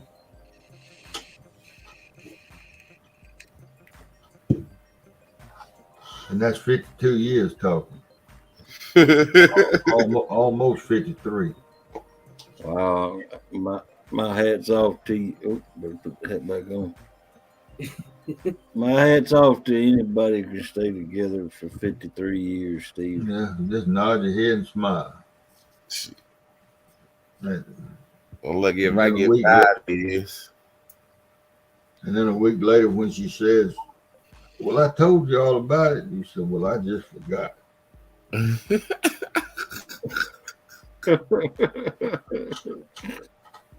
Hey, Steve, you right, Mark. With me. See what Mark says, Steve? Yeah, I see it. And I guarantee you, Well, no, I can't guarantee it. I done had a lot of names here in the last month or two. Well, anybody who spells Mississippi like you do, Steve. Yeah. This Mississippi, Mississippi. we shortcut a lot of words down here.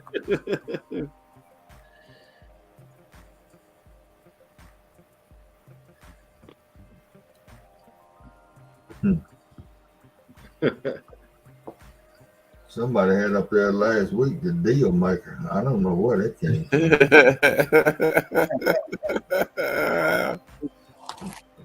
But when you're trying to sell the camper. Oh yeah, when I was trying to sell the camper. Yep. And I still say that's a good deal on that camper. $900. I may hook to that camper and come to South Georgia and spend 3 or 4 days. Yeah, then you can leave it down here. There If I you go, Steve. can go back with a pocket full of hundreds. Yeah, Yep. That's exactly what he said, Melissa. Yeah. And I'll even pay for your spot out there at Cheehaw Park. Little do he know, all he gotta do before he jump on the panel is change his name himself. Yeah, I know it, but I don't know pay any attention to it. So there's a lot of times I'll be sitting up here and somebody be laughing, calling, saying something, and I think they just being funny, and I'll look over and there's my name. That's what my name is. I don't know paying attention to it. Oh shit. Yeah. Yeah, hey, that's a plan. When you gonna do that? Well, you're gonna have to. That cost. What would it cost me to do that? Oh Lord. Hell, it cost me $100 worth of gas to do that. Yep. At least. You'd be lucky if you get by with 100. Yeah. No, just the gas. It probably cost you $80 just for gas. That's one way, right? No, it cost me over $50 to fill up. Oh. You be all right. And that Once you comes get with there, budget. Hog Leg gonna cook and stuff for you. Yeah. You ain't got to cook nothing. I'd like to come down there and just fish one of them rivers he fishing. Melissa got the coffee. That's right. He'd have to hide Melissa. She be throwing around coffee and chat like they got a case. She'll run. She'll stay hid the whole time.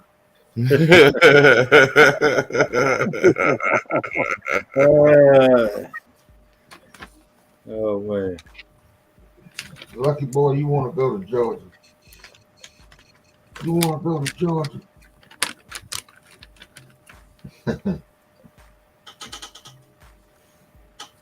If I wasn't so damn sorry, I'd be using that camp.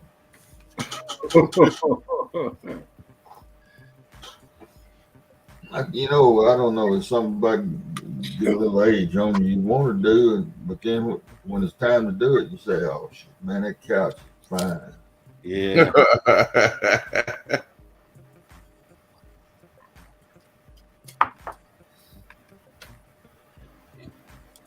If I had the gas money, let's see. If I had the gas money, I would be south once a month. Probably not. Yeah, it would. Yeah. Now, it takes a lot of fun out of doing stuff when you got to put $50-$60 worth of gas in the vehicle. Yeah, it does. Yes, it does. It's gonna get higher too, because it says going up to $4 a gallon again. Yeah. I just paid $4.09 for mid-grade. I was mad as crap. Oh man. Well, I'm pretty frugal, and my wife keeps all the books and everything. And look, man, my house is paid for. She working. We both draw. She drawing retirement. I'm drawing retirement. We drawing Social Security. I ain't hurting for something, but I just don't like. I don't like to spend money because I've been broke. I know You how know it you feels. do it. You don't go nowhere but in that room. Yeah, I know how it feels to be broke, man. Shit, I've lost everything we had back in the 70s. House, land, tractors, everything. I've been there before too. And it ain't no fun. And As a matter of fact, if I'd have kept farming, I'd have been dead. I'd have been dead 20 years ago. as a matter of fact, the place where we're living at now, been here for almost 20 years, and this is the place we retreated to right when I lost my property, house. I lost house, land, everything, horses, and I had to sell everything, and because I got caught up in that gambling. Gambling?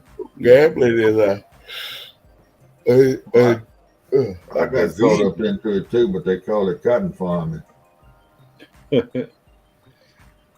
If there was a card game, I was in it, and I bet on football, national football, NFL football, college football, everything. I mean, I was a gambling fool, and when you win, you'd win big. Yeah. But when you lost, you lost 3 times as much. Yeah, and that book is getting 10% either way. Right. But it took Melissa to get me out of that. And then back then I was running 2 bands at one time. So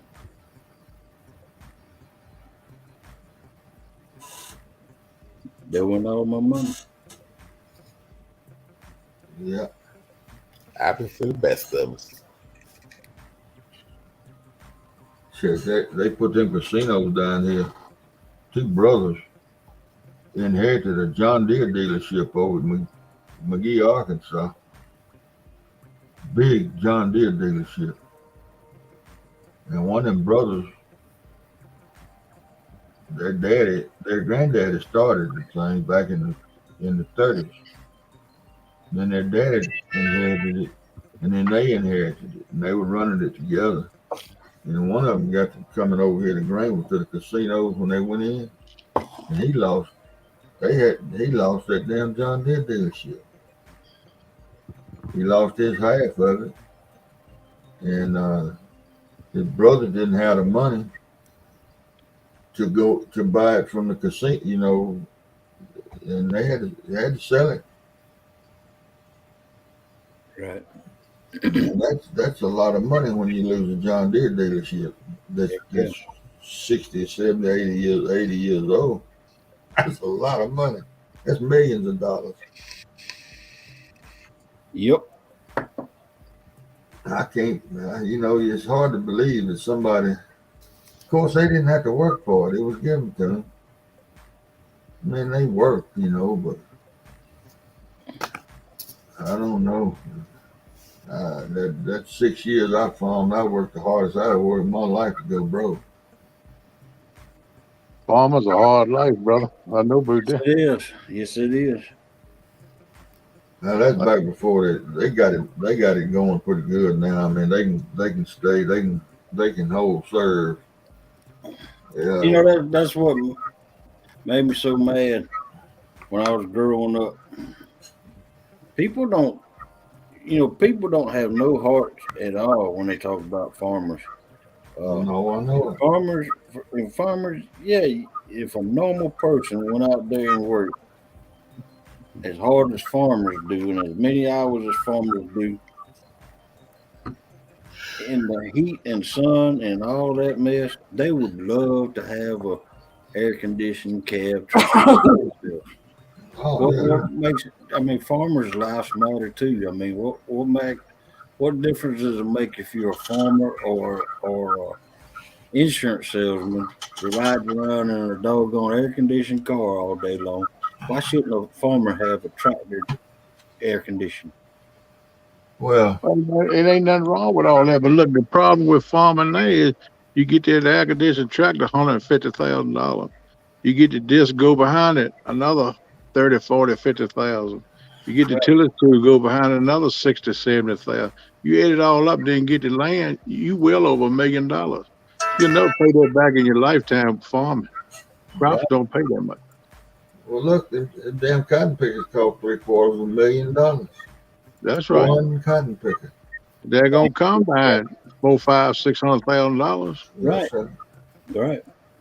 And it's a lot of them that like them brothers over there that I talk about that I'm Melitech on, 21,000 acres. How many combines you think they got sitting there in cotton pickers? Yeah. And you know, quite naturally, they millionaires because they handle millions and millions of dollars a year. You know. Right. Yeah, but they don't keep much. They're lucky to make their payments on that stuff, man. That's right. That's the A lot thing. of them are just paying the interest on the principal. Right. Good morning, Jody.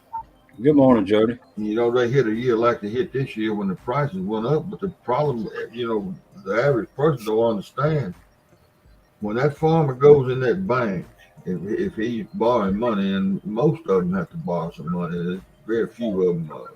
Right. That's how they operate on borrowed money. Well, they go in there to borrow that money. Well, they in partnership with that bank then. Right. And that banker presses them when that market goes to, let's say soybeans, when that market goes to $7.50 a bushel or $6.80 a bushel, wherever that banker conceded the yield, the average for that farm and the yield, the average and the price is going to get him out of debt. They're going to pay that debt. Well, that banker presses him to go sell enough of them beans, right, to pay the bank. Right. And so the farmer has to do that basically. And they sell that part of the crop. And then all of a sudden beans go to $13 a bushel. Well, all the people standing around, all they see is 13. That son of a gun is getting $13 a bushel. No, he ain't getting 13. He done pre-sold them soybeans. Right. That's right. And he might, if he makes a bumper crop, then he got some left over to sell for that $13. Right. But that bumper crop don't come along every year. No, Corn's the same way. 5 or 6 years. Corn's the same way. Cotton's the same way. The only stable crop around here where I live that you know just basically what you're going to make when you start out is rice. There's just so much rice that you can make. And because the combine can't get but so much rice. Yeah. And they know because they're using water, you know, rain don't matter. Now, if a hurricane comes up through here and it'll blow it down when it's ready to harvest. Now, they'll lose 30, 40% of crop then. See, that's something else you got to talk about too. Is you plant a crop, if you don't put crop insurance on it, you're a nut. Well, you have to. Now, that's what I'm saying. You can take that crop. That's right. You got to put it on there, and that ain't cheap either. Right. Most time, my grandpa told me, he said, most time a farmer go borrow the money he needs for the year, he'll put on a note. At the end of the year, he'll go back, he pay what he can. A whole lot of times he got some left, he got to carry over to the next year. Sometimes it happens that way. Yeah. And if you have 3 bad crops in a row, you're out of business. You're out of business. And it happens. It happens. You have to go bankrupt. Because ain't no way you'd ever pay that debt back. Mm-mm. I know farming, man. I've been there and done that. You earn every penny you get farming. They earn every penny. No fear. They don't need to break off like a jug handle. I'll tell you what's happening down here. is that they're having trouble finding labor that can handle this technology that's available. Yeah, that's true too. I'll holler at y'all later. You All gone, right, man? Brian, man. I'll be Take listening. care. All Take right. care. I'm glad you got to see me, bro.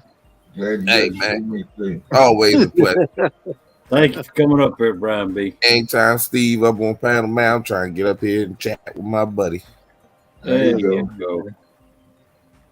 I want you to put that trip to Tennessee in your back pocket now. It's in my back June. pocket. Huh? It's in my back pocket. In June. I'm working on some things. We're gonna be doing a lot of traveling. Well, I want you to put that trip down. I'd like to meet you, and already Jody said we can come. I'd like to do that. Jody gonna fall asleep on us. I can run a boat. Yeah, We drive the boat and let her take her naps. she can sleep. I can read that depth finder. I can do all that. There you go, Steve. Just bring the camper to Chattanooga. I said that's what I would do probably. There you go. If I still had it. I'll be listening in chat till I fall asleep. I was planning on that camper being in Later, Brian. Later. Take care, buddy. See you, man. All right. Thank you for being up here, Brian.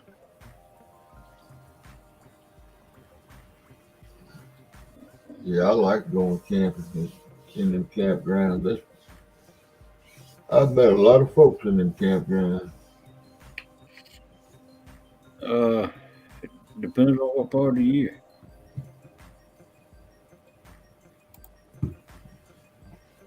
What's that now? Depends on what part of the year you go. Shit, when I was fishing that boat fishing, we fished all year round. Man, I was over there on the Arkansas River camp, and we were going down the Mississippi to the Arkansas. I had to drive 10 miles down to Arkansas, down the White River, Right. to get into the Mississippi. It was a February, and me and a girl from Mena, Arkansas, and a man from Monroe, Louisiana. Good morning, Boo. Morning, Boo. Boo rock. And it was so, she had just bought her a new Sea Ark with a 90 horse Mercury on it. It was a used boat, but it was basically new. Right. And the steering on it, she couldn't get it to the motor wouldn't run right. She didn't know that much about it, so we all met up over there. Yeah. I had a boat, and Sam, my partner, had a boat, and sure enough, we figured out what was wrong with it. And but we were, going out to the Mississippi. That it was so cold. She was standing in this center console with a big windshield, and I laid down in the floor of that boat. I just laid down in the floor of it. It was so damn cold. And that boat would run about 42, something like that, 43. Right. That's fast from the water. Yeah, and her and Sam was back there driving it. He was standing behind her, they was protected. I couldn't stand it. I had to lay down. Put back, had two hoodies, I had both of them up. We got out there, and neither one of them had ever been down there before. And I had camped there a bunch, and I'd been camping there since back in the 60s. And I went, she didn't even have to turn her depth finder on. I told her, I know where we're going to fish. I know it's 4 spots down there. And we caught, I can't remember, seemed to me like 45 was the biggest one.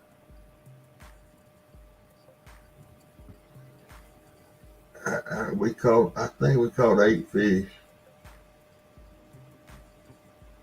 7 fish, I don't know, and 45 was the biggest one, but 20 something was the smallest one. They had a ball, man.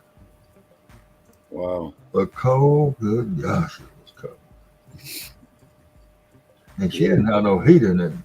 I had a heater in my boat. I set it right up under the console. Every boat I ever had a heater in it. I put a heater in it. Yep. Because, you know, it's all right once you stop, but that traveling, man, it's cold. Yeah. That's what I want to get on my boat from is a Bimini. A Bimini top. Yeah. I never did put one on none of my boats. I always used an umbrella. I built the umbrella racks, and I'd set big umbrellas up. I never did like that Bimini. It seemed like all them bars and things always was in Yeah, the that's my opinion on it too.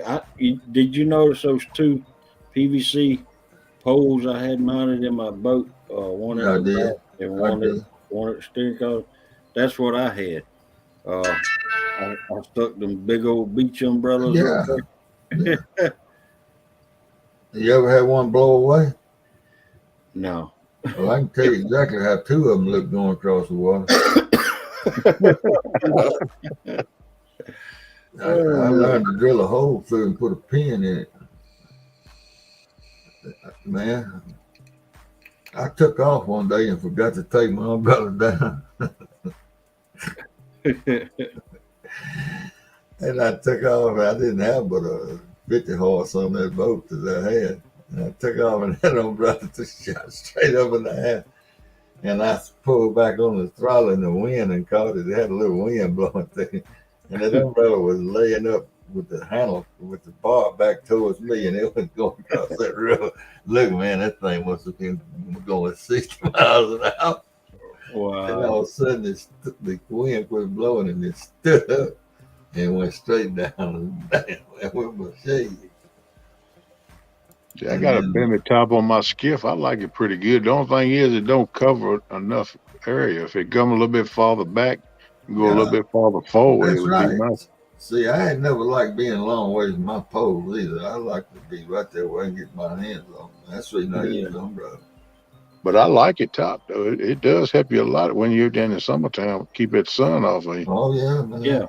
Yeah.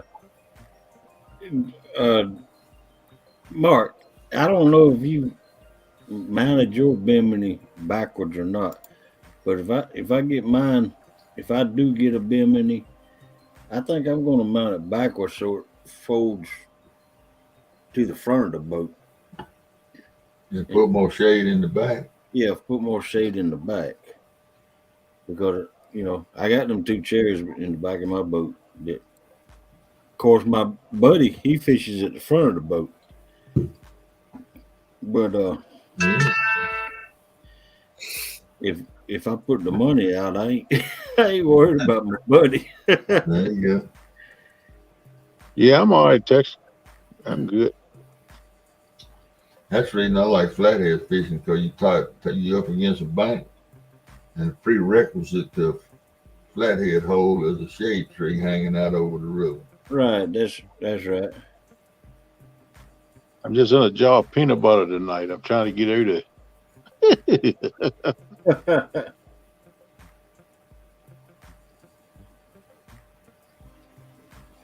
Has anybody? I've noticed on man, I can't remember the dude's name now. Hagen's boat.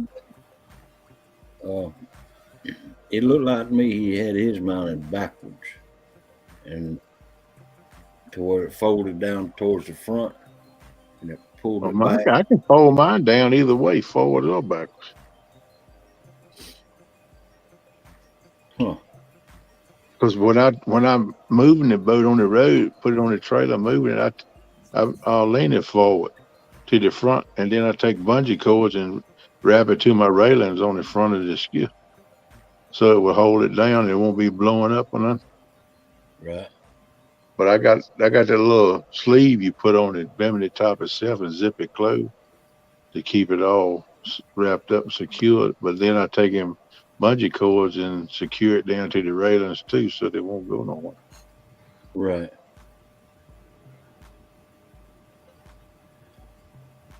Huh.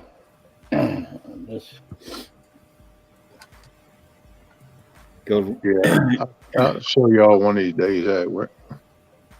Because when I go to Darien, Georgia to catch. That's my favorite flathead spot. We got to drive 3 hours to get to that spot, and we got to hit the high tide just right. So we got to time it out so we get there in time to get the boat launched and all that before the high tide comes in. And when we get down there, we're fishing in them saw blades, and there's no trees around. Thanks, Melissa. Appreciate it. You fishing in the marsh then? Yeah, where the Altamaha River lets out into the Atlantic Ocean. Mm-hmm.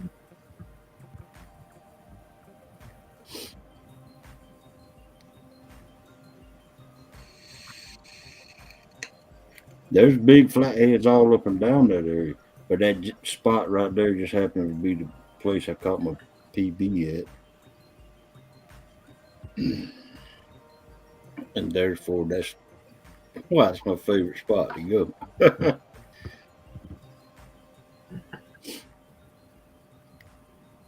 Yeah, I thought about it before I got my Bimby top. I thought about making me a top for my skip to let it go all the way from where that platform is in the front, all the way to just behind the swivel seat in the back.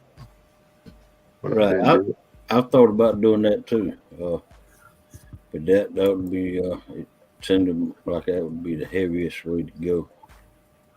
It would be all right if you put it like on a track where you could slide it back and forth. Right.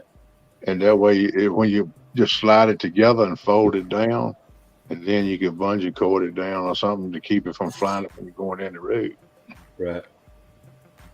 That's what I thought about. Put it on a track, put all of the little poles where you put your top on, put them on a track so you can slide it and move it when you go to open it and close it. I think it will work pretty slick. There you go, Melissa. Oh yeah, Melissa. What kind of truck was that Melissa got? A sport track. What kind? Who makes that? Ford. It's 4-wheel drive and all.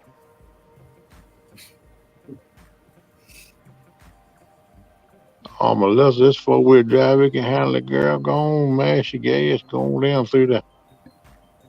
You bump up against a tree or two, it won't hurt nothing. You can pop them back out. Hey, Hogleg, you ever seen that picture that Dodge truck wrapped around the concrete post? Oh. They're run into a concrete light pole. Concrete, and then the aluminum pole stand up, and that Dodge has done got on up on that aluminum pole. And that's how Dodge has tore all the hell. And the captain says it should have been a little more Dodge and a little less round. Oh my goodness! I saw that thing on heck, I guess it was Facebook. It was last year, the first time I saw it, and damn, I hadn't seen 2 bumper stickers out there on the road with it. Somebody made bumper stickers out of that picture. Now I don't know if that's legal or not, but I've seen 2 of them over here in Greenville. Oh, Melissa. I hope we didn't flip on level ground. Well,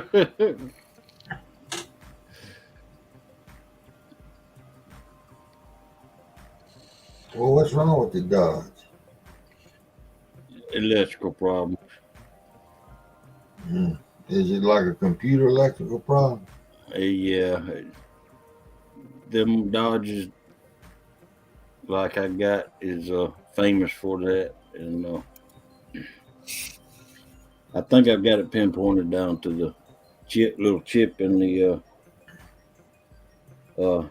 odometer instrument panel. Yeah. There's a little chip. Heck, it won't cost but $50, but at the junkyard.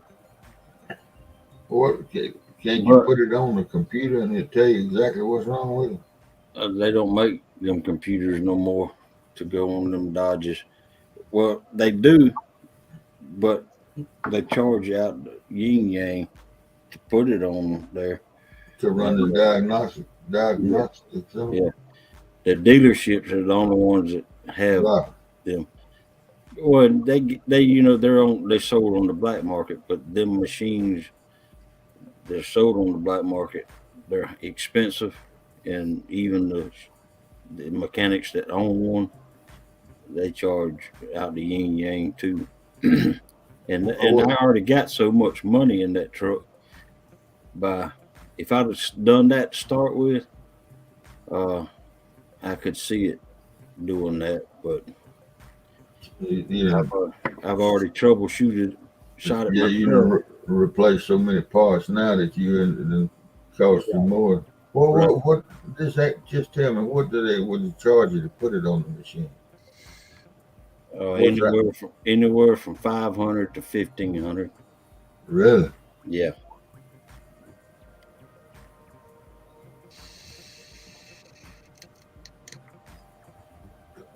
I think you're gonna find out, Robert, that most everybody uses 30-pound line, 30 to 40. Right.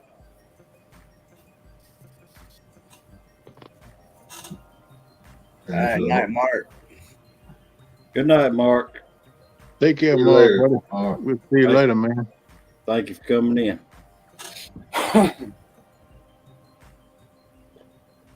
Robert, what are you fishing for? I think you're in New Mexico, but what you fishing for? Blues or flatheads or channels or what?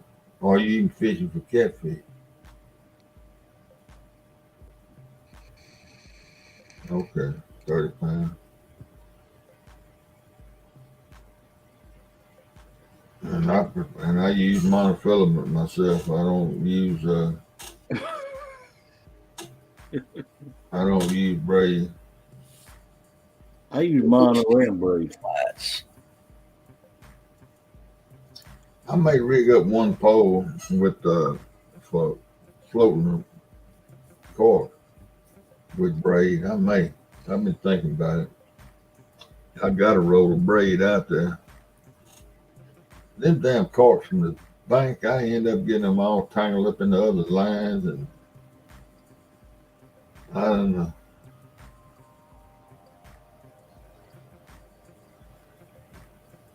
I love fishing a cork though, with a float. Hey, Robert. I don't know how long you've been in this fishing community, but two stands pulled in a 225-pound sturgeon on an Uncle Lou's medium rod with 30-pound line. Of course, now he fought that fish for 2 hours. It was several of them fought that fish. Right. They had to swap the pole over backwards and forwards. Right. 222 pounds. But that 30-pound, it don't matter. That 30-pound line, if you know how to use your drag, that's what it's all about. You can catch a 200-pound on a 10-pound line if you got the drag set just right and know how to use your drag on your pole. See, for me, it just depends on where I'm fishing, what the structure of the lake or river is like, the debris. Is it full of rocks? Is it full of trees? That depends on what I use for line.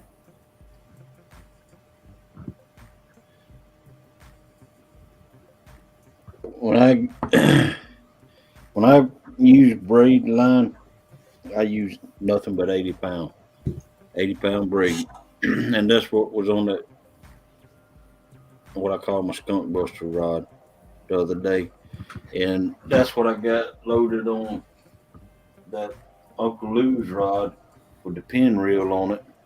But then again, I have a Uncle Lou's rod with that, and that's just backwards. I think I should have the the pin rod loaded with the mono, and then the because it holds more line, and then the that Chaos 60 which I got loaded with mono right now. It should have been loaded with braid. Yeah, I've got all my bait casters loaded with mono or fluorocarbon. My open faces, most of them are loaded with braid. I think I've got one or two that have mono on them. But when I use braid, I go up to about 65 pounds. Right. But when I use braid, I also have about 2 feet of mono leader. And that mono leader is at least, is right now all I've got is 50-pound test mono leader. I got 80-pound mono leader. And I'm thinking about going to the 60-pound. I just have a hard time tying my hooks anymore. Yeah, once you get up to the 70 and 80-pound braids, they get really thick, hard to tie. Welcome in, Steve Mosley. What up, Steve? Hey, Steve. I don't use no leader and all that stuff on my rig. I don't like all them knots. Yeah, I understand, Steve, and the more knots you have, the more chances of it giving. Well, I've got to try to figure it. I've seen videos on it. I haven't been able to put it to the test yet. But there's a way to tie mono to braid without using a swivel of any kind. And from what I understand, it's actually stronger than using a swivel with multiple knots. Well, I can't believe that more people hadn't tried that rig that I got that video on. The Hawaiian rig? No. That rig that better than a 3-way rig. Better than a 3-way swivel. I'll be right back, y'all. I got to take my medicine. But I tell you, it's an easy rig to put on. It don't take long to put it on. It's basically foolproof. And if you want to fish it like they do with the sinker right down, without a leader to your sinker, Right. you can. I put a leader on the sinker slide so that I can get it in the rocks and break it off of, not lose the hook, and keep the hook up out of all that stuff. Ricky, it might be the uni knot. I'm not real sure what it's called. I just saw a video on it here not too long ago, so. And one less thing to have to carry, another roll of line. I just throw it in my tackle box anyway, so it don't matter.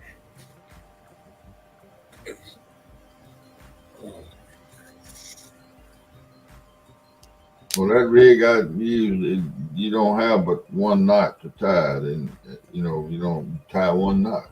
Now the other knots are just cowboy knots, the one the weight lines on.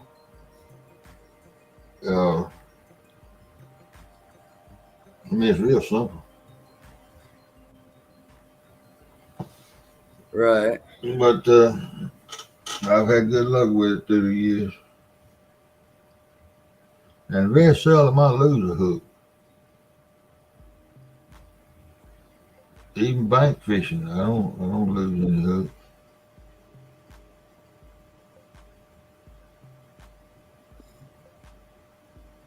Very few, and I'm fishing in some terrible stuff. Kenneth, you look like you're falling asleep, brother. I'm working on it, bro. I think I'm fishing at 3:30. Yeah, I think I'm fishing to go too. And use that night off. Right. Yeah, the last 20, 30 minutes I've been getting a little heavy at.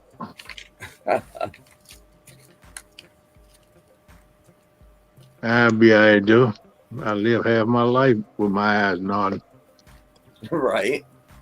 Hey, have I talked to you, Kenneth, since you had your checkup on your leg the other day, foot? I don't think so.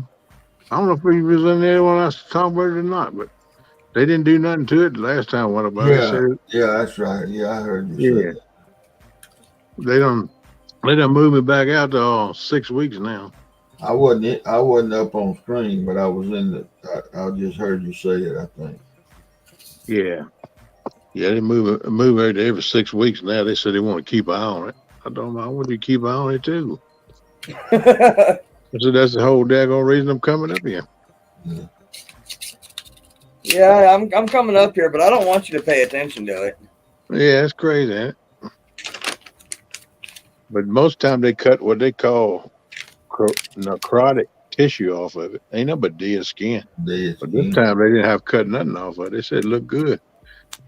The woman put a bunch of lotion on my leg, got the massaging in my leg. I said, girl, you got to quit doing all that now.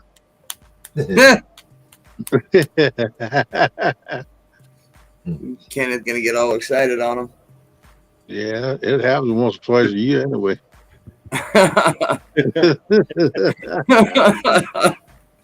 that's man. Too much information. Oh, okay. Well, I just shut up then.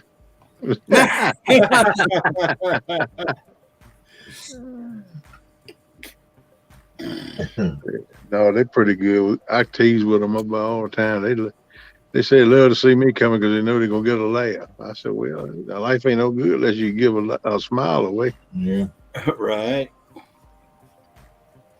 Man, when I was working for that chemical company, I used to have to go to Jackson and get a physical every year. We were dealing with them chemicals that had numbers on them. They didn't have no name. And they drew 2 vials of blood.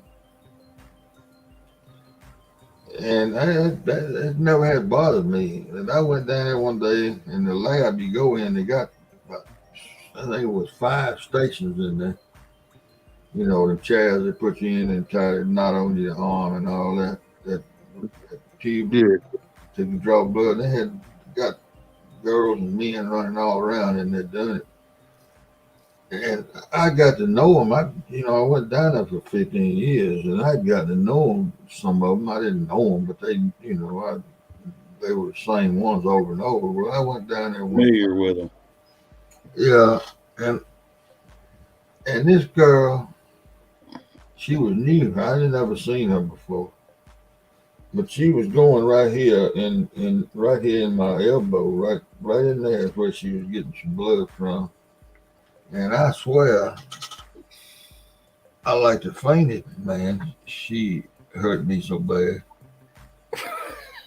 And I got my mouth started doing water, you know how and I got my head went to swimming. And she finally quit and got out. And I said, damn, girl. I said, what'd you do? Get a biopsy in my elbow? And the little old girl started crying, man. I hurt her feeling so bad. And the next year I went down there, she wasn't in there. And I asked her, one of them that I recognized been there a long time. I said, what happened to that girl that I made cry in here last year? She said, oh, they had to let her go. So she was terrible. So I wasn't the only one that complained about it. Heck no. Man, I could feel that needle. It felt like she was come out back up on the hill. Man. Yeah. Yeah. Some of them are rough, man. Some of the people don't know how to, they go to school to learn that. That's what I'm telling you, man. I sure think that's the main thing they need to learn is how to draw blood and give shots and stuff like that. I mean, I had people hurt me too. That's Melissa. That's the only one I've ever had any trouble with. I ain't never, and I always look away. I don't want to see them do it. I always look away, and you can feel that initial punch sometimes, and sometimes you don't even feel it. But that girl hurt me. Right. And I got good blood vessels. They stick out, man. I don't know what she was doing. Didn't know what she did. She must skip class that day. Yeah, they pinch you. They see that sometimes they'll pinch you. Right. I figured that out at the dentist's office. That dentist will go up in there with his hand and pinch you, and you don't know you can feel that shot. Right. Right. But oh man, she started crying. Man. I said, well, I thought she was getting a knock in my elbow. Kenneth, you ought to know what I'm talking about. Back when I was going to wound care, they'd take that gel and rub that gel on you. Yeah. To numb your skin and all. Yeah. Yeah, they give it to me too. Hey, boo. She just put the regular lotion on me this time, though. She didn't use that numbing stuff.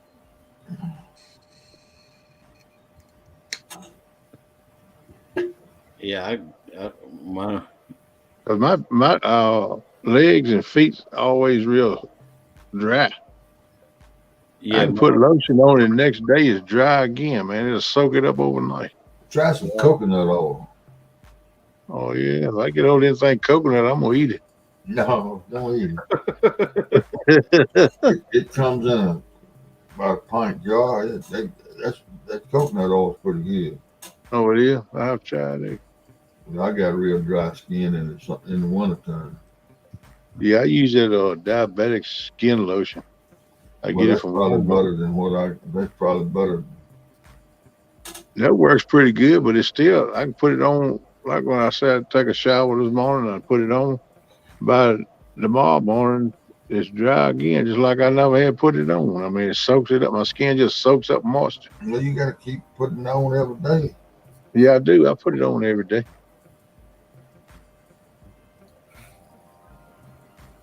Yeah.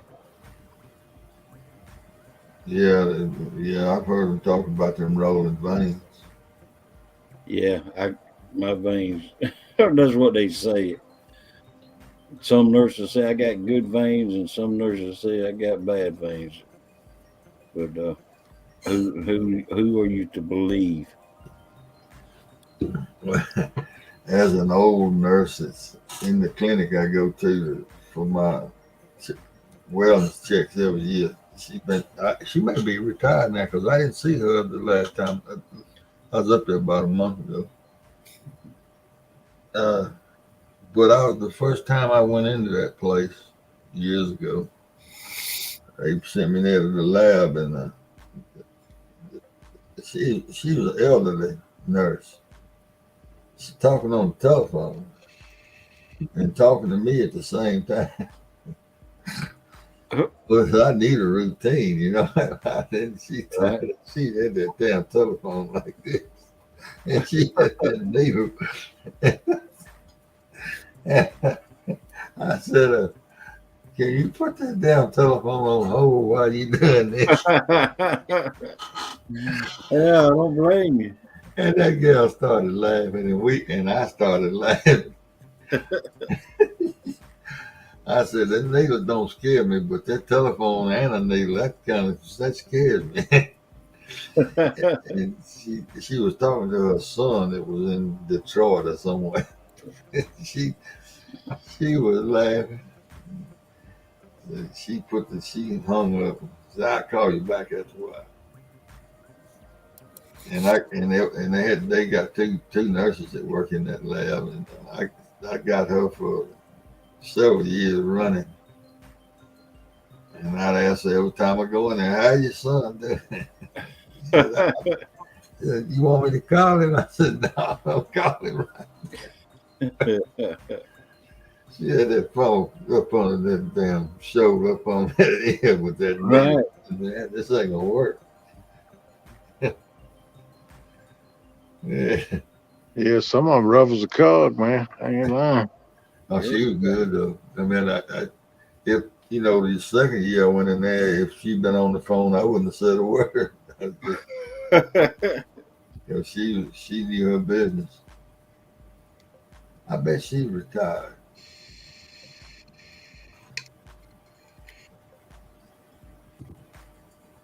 Yeah, or either got fired one. No, she didn't get fired. No, she didn't get fried. She's too good. Good people person. You know, she was a good nurse, RN or whatever she was. Yeah. That clinic is owned by a doctor,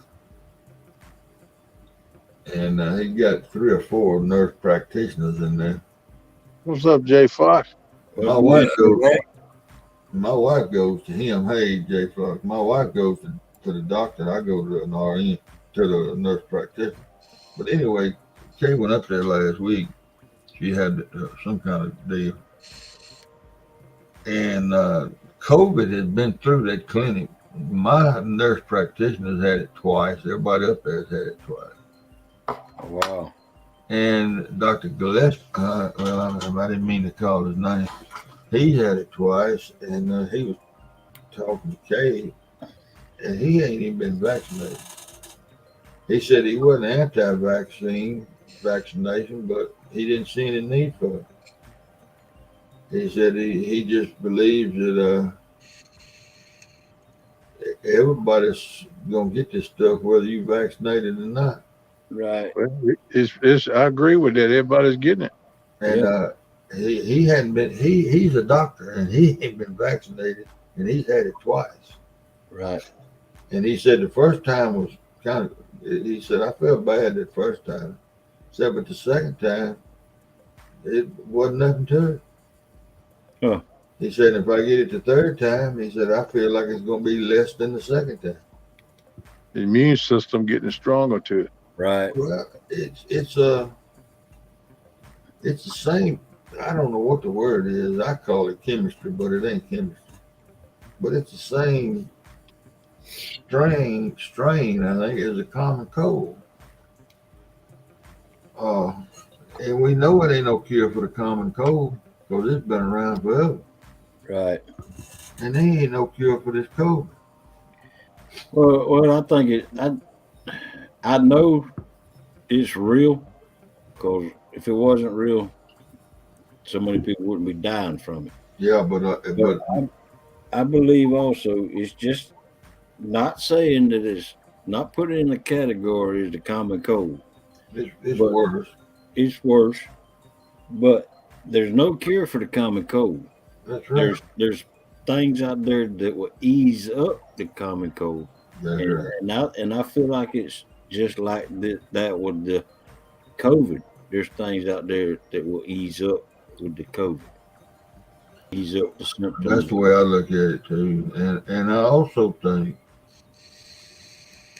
that the COVID being a worse condition than the common cold, it is a worse condition. The facts will come out eventually that most of these people that died from it had very serious underlying issues to start with. Right. Yep. Now I don't know when the facts are gonna come out. We may all be dead and gone. Right. But the facts are gonna come out that a lot of them COVID deaths were related to the underlying the other serious condition that some of these people had. What's up, Gigability and Ogie? Good morning, Gigability. Ogie. Gig and O. What's up? Gig and O. Hey, Gig and O. But I feel like during that time that right when COVID first took out was ineffective and you know the first when it came out. Right. The doctor's offices and hospitals and all was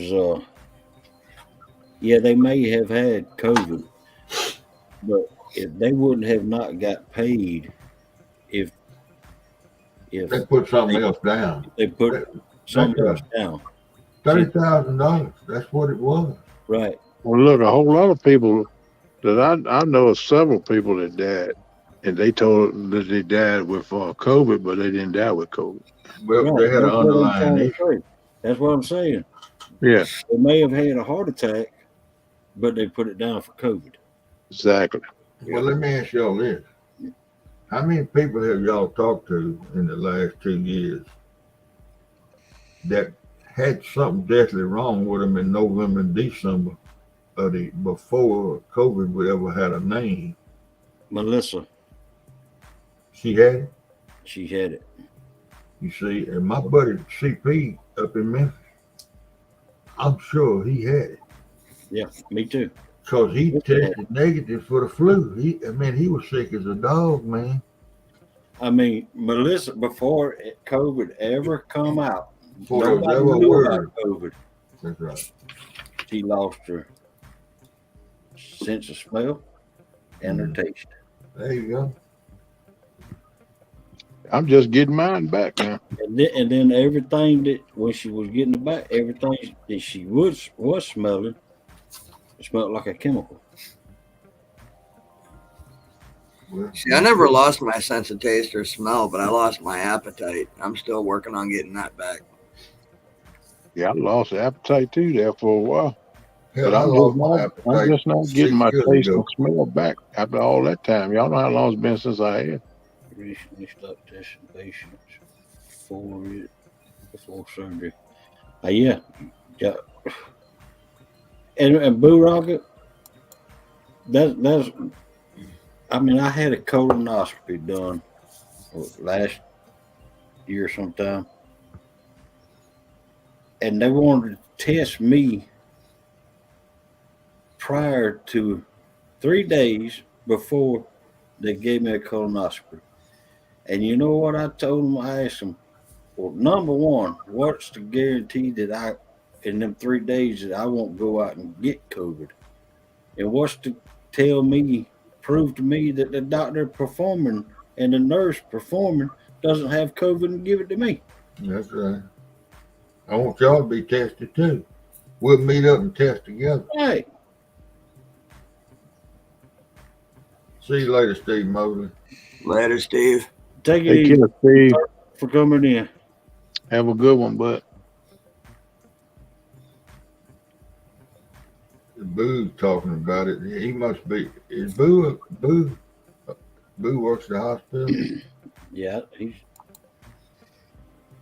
a nurse or something. Yeah, I know Charles. He stayed down with it. I know it was over 2 weeks. It was over 2 weeks. And it was so bad, I thought I better go up there and check on him because he's on the telephone, man. He sounded bad.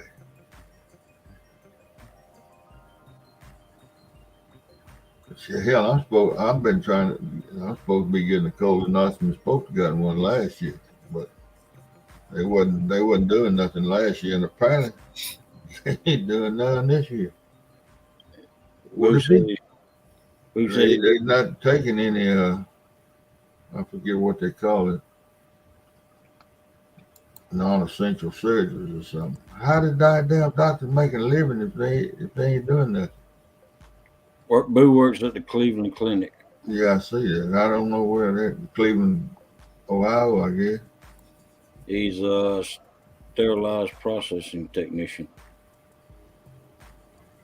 That sounds like he must run some of them big ovens. Yeah.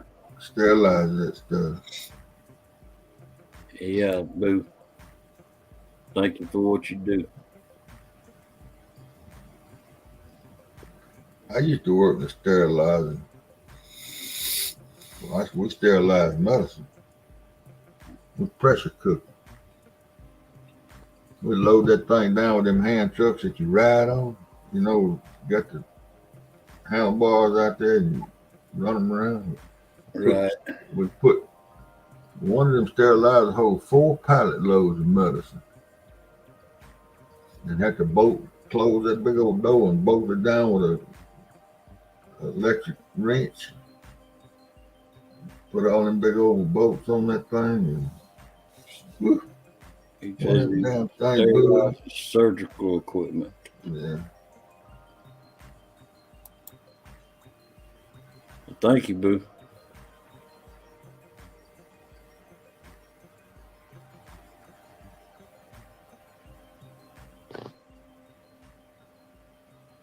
And don't get me wrong, boo. I mean, I appreciate them frontline workers like that, and I consider them frontline workers just as I do policemen, firemen, whatever.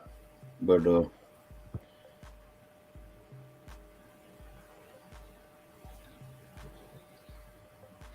Yeah, Yeah, they're special people, man. They save people's lives every day. right. I don't know if you know it, boo, but I just recently my butt. 6 months ago, I cut my foot with a grinder, and I wish I done. That was stupid the way I cut it, but I had the opportunity to get it surgically. They were going to wanted to do surgery on my foot because they thought that there might have been still some trash in there. But I chose not to go that path. I decided to just leave the staples in it and let it heal up that way. And that was a bad choice because when my primary doctor pulled the staples out of my foot, it was way too early. My staples was only in my foot 11 days. And he pulled them out. And that was way too early in my book. And it, it, it busted back open. So then I had to go to a wound care specialist, and they were right. The surgeon was right because they put what they call that maggot spit. I forget the name of it. Uh, Melissa might put it in there, uh, but what they call maggot spit. It was supposed to uh, eat the bacteria and bring all the foreign material to the top. And you wouldn't believe how much trash was in my foot. And that was 6 months ago. Had I had surgery, I'd been healed up long before 6 months.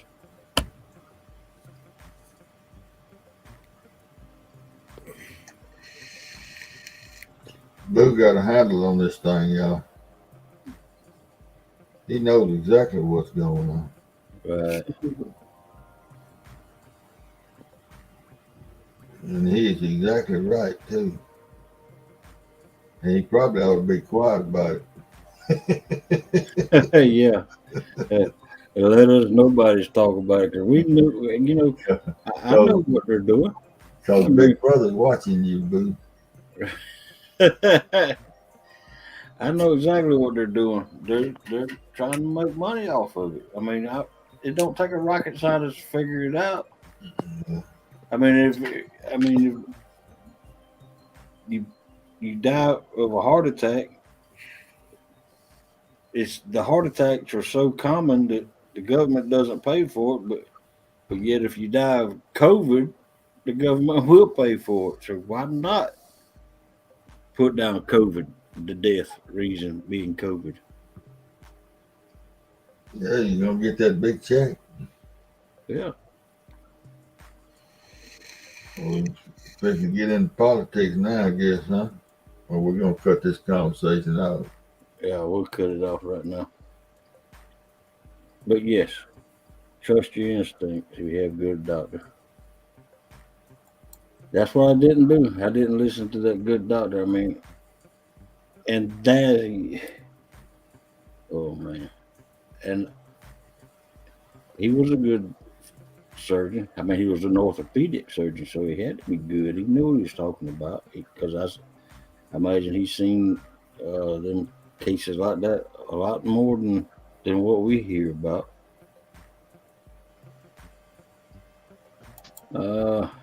Let's see. I cut it with a grinder. It was a stupid mistake. Grinder. I had pulled the safety guard and handle off of it, and on that grinder, hand grinder, side grinder, a little simple 4-inch side grinder. I pulled the handle off of it, and I had it in the lock position.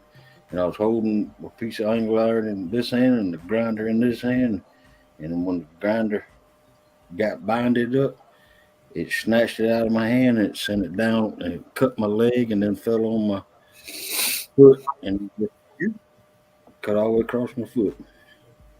Cut it in half almost. Damn, boy. Yeah. Yeah, them grinders will tear your skin up, man. They'll cut down into you quick. If they cut metal, you know they cut skin. They worse than a chainsaw when you let one of them get loose. Man, chainsaw rips it out. Right. Which, I know better than the chainsaw.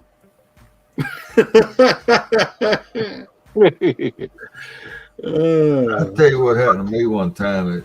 It didn't turn out to be nothing. And I guess it was funny if it had been on video. But when you pull a disc on a farm, and it leaves that balk in the middle. Right. That little watermelon row right there in the middle. Right. Yeah.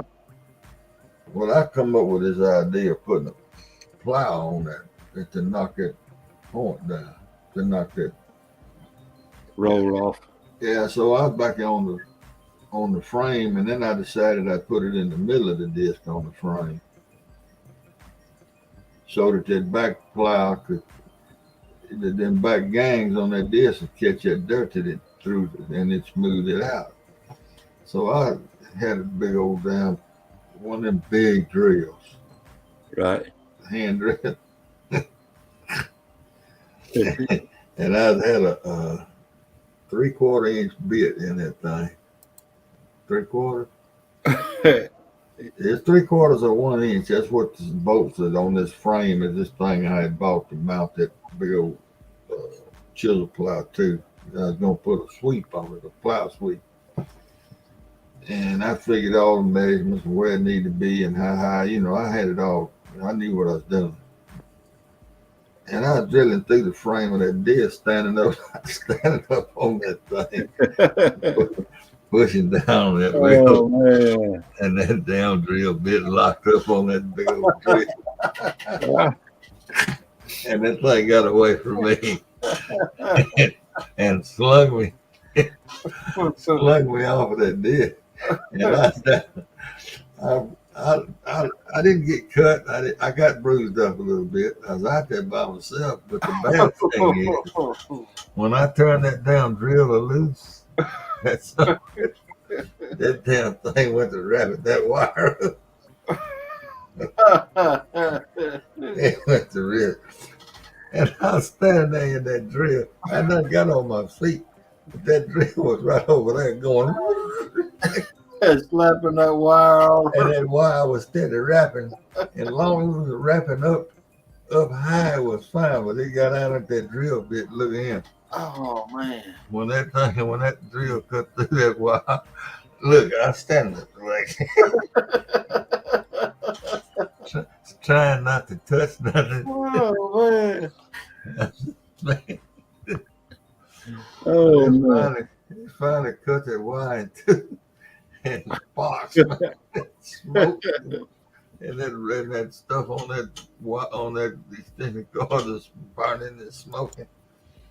And I didn't really know what to do. So it cut that cord in two, but that cord was all in that disc and everything. And I was standing up there like this, where I wouldn't be touching that disc. And I really didn't know what to do. And I was by myself. I mean, everybody, there was a bunch of them up there in them offices. So I just stood there. I smoked back in them days. And I didn't know whether that damn wire was naked and touching iron. You know what? I couldn't. Right. It was. Thanks for coming in, Chucky. See I you, didn't Chucky. know exactly what to do. All right, Chucky. So I just stood there and smoked 2 or 3 cigarettes standing inside that desk till somebody happened to come through.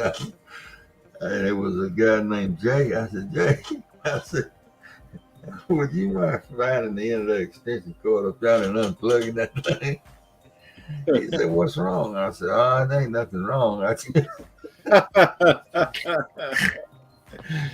And he went over there and unplugged it. Well, then he come on out because I had a 50-foot cord on it. The disc was sitting outside the shop, out on the pad, concrete. He come out, he said, what in the hell have you done? I said, I don't know.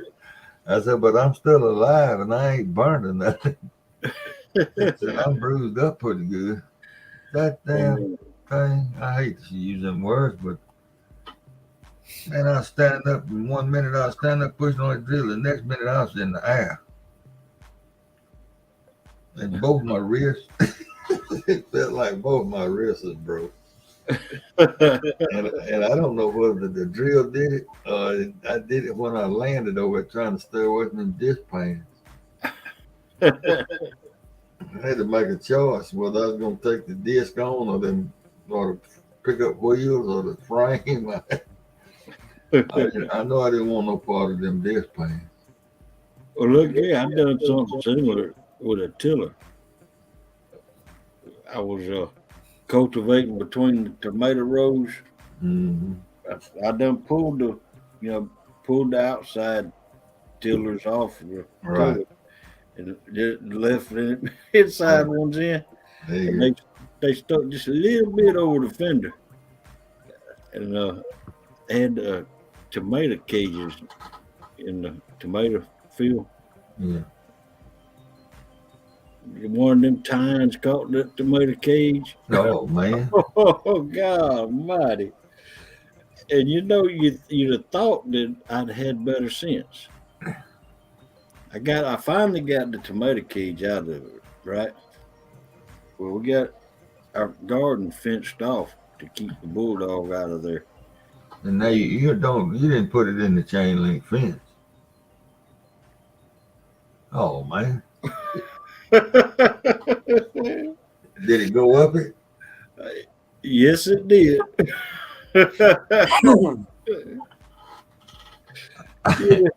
You'd have thought I'd have learned my lesson and stayed a little bit further away. I ain't never done it, but I seen it done. That's the reason I knew it was probably climbing that fence. It sure did. I watched my neighbor do it. As a matter of fact, I watch him do it once about every year. That ain't no different from me doing it twice in one day. when I took, oh man, Melissa, I was already feeling bad, when I caught the tomato cage. Yeah. But Melissa came out there fussing at me because I took the whole tomato bush out. Yeah. When that cage came over out of that tiller, that tomato plant came with it. Yes, it did. Oh man.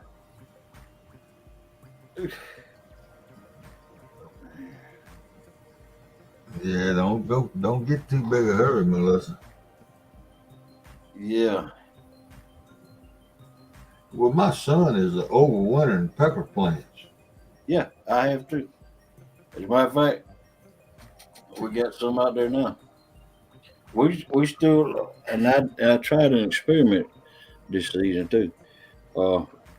We put 3 or 4 tomato bushes in the greenhouse. Yeah. And we're overwintering tomato plants. Well, you dug a big hole and got them up. Yeah. And you know what? There are small tomatoes on them. Yeah, I bet you can do that. Well, in your greenhouse, do you have to heat it anything down there? Yeah, on the cold nights, we have, I rigged up 3 heat lamps up there in the top. Mm-hmm. and we turn them on when it gets to freezing.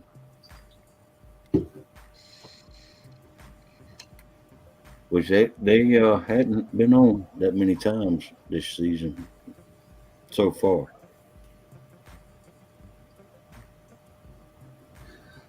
Well, I didn't know you could do.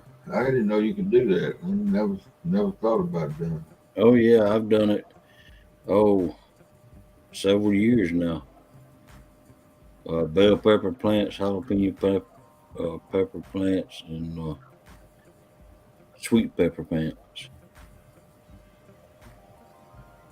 We just Oh, we Lord. go out in the garden and we chose the very best looking plants, the healthiest, and we dug them up, put them in a bucket, and then put it in there, and they staying alive and they're producing.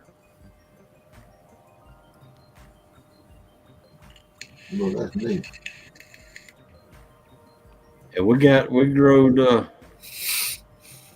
some little tomato plants this season. They're fairly new. They're not new, but they're fairly new.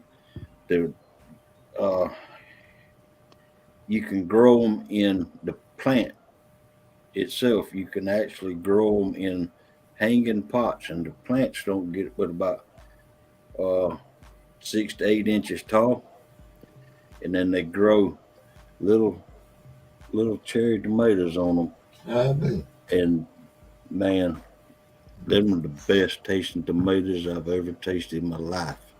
Huh. They don't have tough skins on them like normal little cherry tomatoes. And man, them things are good. And we got I three read. of those in the greenhouse, and they're doing fine too. I read that. Rick, that's yeah. That's what you. Mm. I sure didn't know you could overwinter peppers and stuff like that. I don't see why you couldn't. Though. Yeah, In them greenhouses, you can grow bird anything in them. yeah. I know nothing tastes better than homegrown. Boo. Nothing beats homegrown hog leg for sure. What's a homegrown hog leg?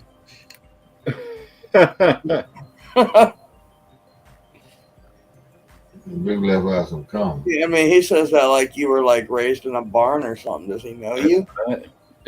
Well,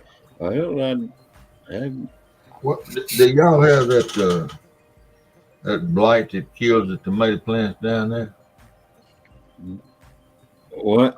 That it's I don't know what you call it, but the leaves start turning brown and the whole plant just dies about the time they start blooming and making small Some tomatoes. kind of Blight. blight. Like, Yeah. yeah, that's Did that hit y'all down there? no, because I caught it in time. I mean, we have nematodes. No, this is it hit in what was it, 85? You know, they raised a bunch of tomatoes over there in Arkansas. Right. The Arkansas Traveler, that orange tomato. And it hit that crop over there and destroyed that tomato crop. Right. And so, company, I was on a research farm. So that we rushed, and I don't remember where that thing came from, but they sent what do you call a fungicide guy? They got a special name, but they sent one from Germany over there right quick,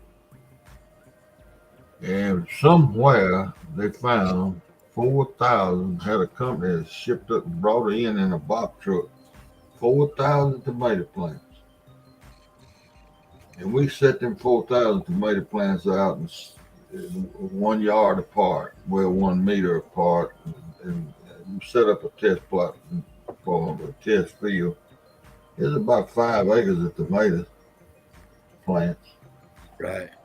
And we skipped a row between them, enough room to drive a pickup down. Right. And had irrigated them and got them going, and it was time to put the steaks by, and so ordered 5,000 tomato steaks. And I was driving the pickup, and I had 4 kids in the back of the truck, summer students, college kids, and they could stake 4 tomatoes at a time. Right. 2 on each side of the truck, and then I pull up and they get. Right.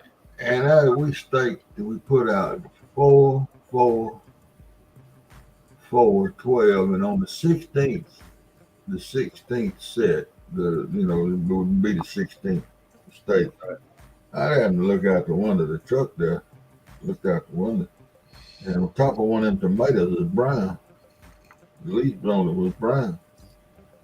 And I had never seen this disease before, because it just happened in Arkansas, when we were late in the year planting these things. But they're going to try to see if anything we had would work on this stuff. And I looked at that, so I told them, I said, y'all hold up, sit down, we're going up to the shop. So I went up there I took a stake and stuck it up by that plant so I could go right back to it. Right. Went up there and got the boss and brought him down there. I said, Doc, I said, I ain't never seen nothing like that now. I said, I don't know what this disease is supposed to look like. And so he got on telephone and called somebody in Arkansas, probably at the university, at Arkansas State. Extension agent. Yeah, he called somebody that he had been in contact with to get all this stuff set up. Anyway, he told him that's that disease. And he said, what can we do about it? He said, we don't know. He said, Floyd, we know nothing. He said, you can pull that plant up and carry it and put it somewhere and see if that works. So we pulled that plant up and put it in my truck. And I told her, Doc, I said, I got a lot of things I could be doing besides driving this truck down through these tomatoes if every one of them going to die. I said, there's a lot of things that need to be going on besides this. Right. Somebody else wants to drive this truck and let me get back on the tractor. Hell, I had to farm that whole 110 acres basically by myself. And that's water rice and irrigate corn. I mean, that's all of it. Right. Anyway, he said, well, let's just hold up on that. Well, on this. So we did. And them boys went on back doing whoever they were working for. They wasn't working for me. They just had to help get these stakes out. And I rode by that field the next afternoon on the tractor. And I said, I'll just get out there and look. And I stopped where I pulled that tomato up and walked out there. Well, there was 3 more plants with that stuff. Well, let me tell you, in a week, that whole field was dead. All 4,000 plants. Wow. And that guy from Germany got on the airplane and went. He carried some of them plants with him, but he dead plants. But he went back to Germany. He never did. He just came to the States and ate a couple of steak suppers and went home. Went back to Germany. Right. But it wiped out the 4.5, 5 acres tomatoes in about 10 days. Wow. Did they find out what it was? No, they've developed a chemical. You know what a better Boar tomato is. Right. Well, that's about the only tomato that we can raise and feel confident that we're gonna get some tomatoes. Oh wow.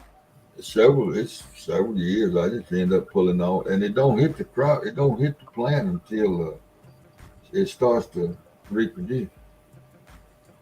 And then it hit it, and you can pull a leaf. You can do whatever you want to do with that plant. That's it. Once it shows up, that plant's dead. Right. It ain't dead. It ain't dead right that minute, but in a day, it's gonna be dead. We had 40 tomato plants in the garden, and then probably another 20 in buckets and pots and all around. And Melissa got tired of jarring. Man, she canned tomatoes. And see, I experimented it with a couple seasons ago before before I decided to invest the money in it. But I've always heard that if you water a garden from the ground up, water the roots, Yeah. that you're less susceptible to the disease. That's right. Sure. Uh, it cuts down your water bill, and it just benefits you. And that's what I did last season. I went ahead and took the plunge, and I ordered, drip line, everything, and I got a timer to put it on, and all of that. But we had a really good garden last year, real productive, and I did too. I was last year's best garden we ever raised. yeah. I don't raise very much. Looking at y'all, I got to go.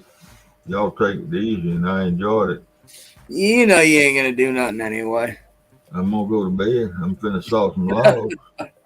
I'm finna crank that chainsaw up. There you go, Steve. Well, thanks for coming in. See everybody in the chat later, and y'all have a good one. All right, Take care, buddy Steve. We'll see you, buddy. Bye. Man, Steve's gone. He's gonna make us all work. Yeah. Y'all got to earn y'all's spots up there now. I thought I was just here to look pretty. I thought I was just here to nod. No, thank y'all for being up here. Y'all don't know how much I appreciate it. I mean, It's all good. Like being here. If it didn't, you wouldn't see me. Exactly. right. Just be honest, I don't go up on just anybody's panel. I'm not I cheap. ain't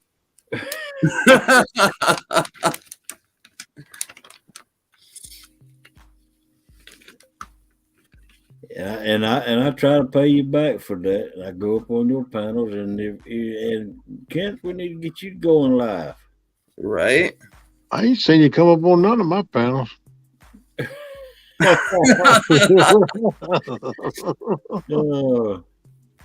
Yeah, I got to start going live too. Yeah, and heck, you got your name for your show, The Takedown. Yeah. I don't know if I'll do a show or not, but I like to do some live fishing and maybe do one every once in a while, talk some boohoo hang stuff. Right. I gotta get me a battery pack and to do it outdoors. I'm already in the house because I can just plug it into the wall. That's right. I want to try to do some live fishing. That's what I want to do.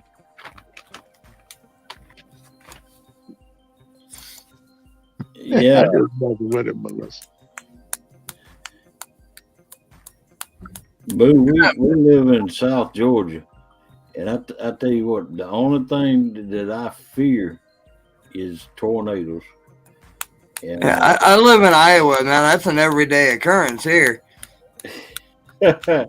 I wouldn't live in tornado alley. Ooh, I fear them tornadoes. Well, I mean, you seen my video I put where I was surrounded within 10 miles or 20 miles, whatever it was, of 4 tornadoes all the way around me. Right, because you never know, where they're going to touch down, and I'm gonna tell you, anything that's strong enough to drive a piece of wheat straw through a light line pole, right, it's too rough for me, brother. I can't handle that. Right.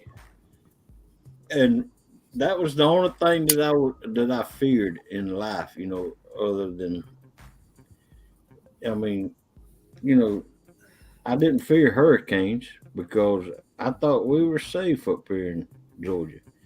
Right. But when Hurricane Michael come through here at a Category 2, I now fear hurricanes. I watch them a little bit closer. Yeah, I'd be more concerned of hurricanes than I am tornadoes. My theory was that if we were ever close enough for a hurricane that we could, you got time to get out of there. But when when that Hurricane Michael came through South Georgia, no, I didn't know how strong it was going to be, and that hurricane right there, it put us out of commission for almost a month. No power. Yep. Hurricanes are bad too, man. Yeah. See, I lived down in Oklahoma for about a year, and the week that I moved down there was an entire week of nothing but tornadoes and earthquakes. Like, I mean, and there were times it was simultaneous. I mean, wow. You'd be sitting in, like where I was at, I think it was a year, maybe 2 years before the house that I was going to stay in caught fire, burned to the ground. So they were living actually in camper trailers, like the old pop-ups. Right. And we'd be sitting in there, and all of a sudden that thing would start rocking, and somebody'd grab their piece and go out and walk around, look who's standing outside shaking them. Man, there's nobody there. Come back in, sit down, put everything away, and start all over again. Man, we did this for almost an hour before they turned on the TV and heard about the earthquakes.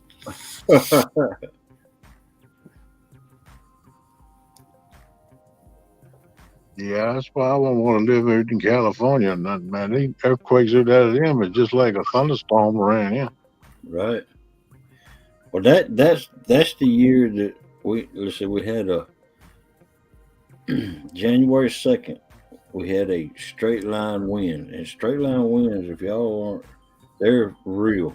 And I'm talking. To me, those are worse than tornadoes. Yes, they are. And we had a January 2nd straight line winds come through here, and then January 22nd we had a wedge tornado, F3 come through here, and then later that year, Hurricane Michael came through here. So that was a bad year for storms. Yeah, those are the three things we get here. That tornadoes don't bother me. The other two, they tend to worry me a little bit. One of them is a straight line wind, and the other ones are downbursts. Those downbursts are just as bad, if not worse, than the straight lines. Right, yeah. Their downbursts are. I'll take tornadoes all around me every day over that. Yeah, F3 wedge tornado came through. And me and Melissa, it messed our yard up all 3 times.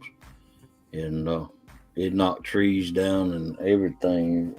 The tornado sent pine limbs that big around, size of trees. And there wasn't nothing but limbs, but we have them 100-foot tall Georgia pines in our yard, and it sent way up there. They don't look big, but them things are 8-inch limbs way up there, the size of trees, and they sent them through the roof of our house. And man, good Lord. In fact, I should go watch again. I don't even remember if our tornado sirens were going off at that point when I made that video.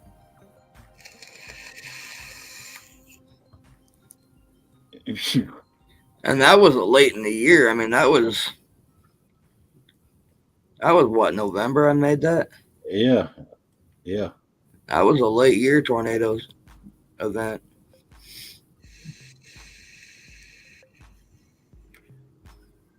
Yeah.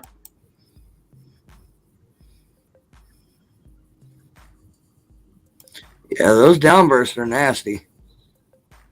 Yeah. I've seen entire buildings explode from a downburst hitting it head on. Yeah, Melissa. That's right.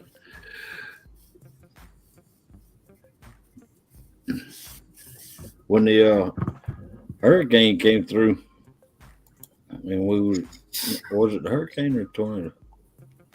Might have been the tornado. FEMA come through here, and yeah, it was the tornado. Because I still had the chainsaw. When FEMA came through here, I had a little bitty chainsaw, but them limbs were too big for that little chainsaw, and so I went and bought a. Me and Melissa went and bought a bigger chainsaw, and then it was like $300. And FEMA came through, and we got reimbursed for that $300 chainsaw, and still got a chainsaw. So FEMA actually bought the chainsaw for us.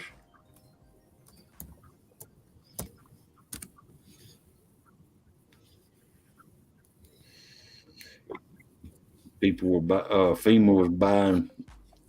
If you could prove that it was a necessity, they would pay you back, reimburse you for it. And people were getting reimbursed for uh, generators. You know, people on oxygen machines and all that, CPAP machines, and then the people. We didn't buy a generator because luckily I had traded my buddy out of a antique clock that I found in a storage unit uh, for a big enough generator to run our whole house.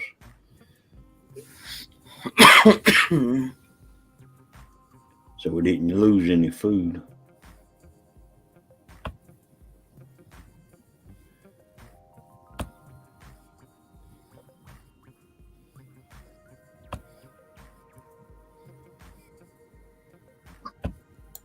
Yeah, the things are rough, man. We had a couple rough storms come through here. Mini tornadoes and stuff. Downbursts. It tore up some stuff. Been mighty blessed though not to lose nothing. That's right, Melissa.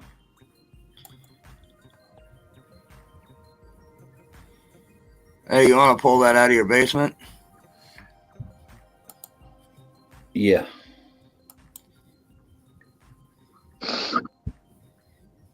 Okay. Just mute ourselves. Yeah, it's not. It's paused right now, too.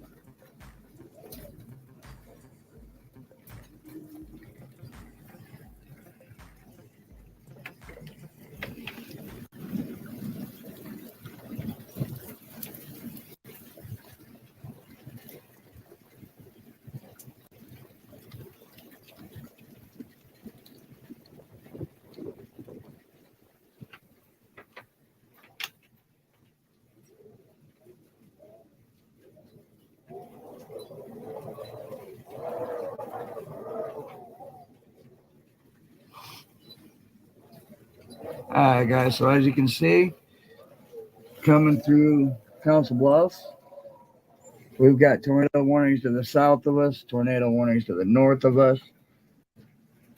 But we are primarily just getting rain, wind, and a little bit of lightning.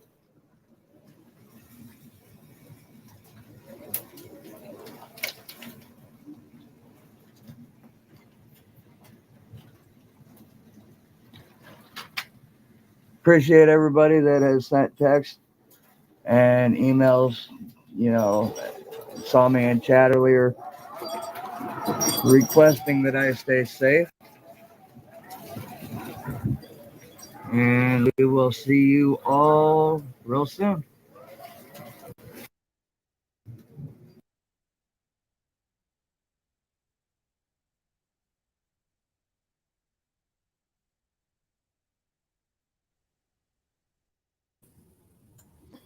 Wow.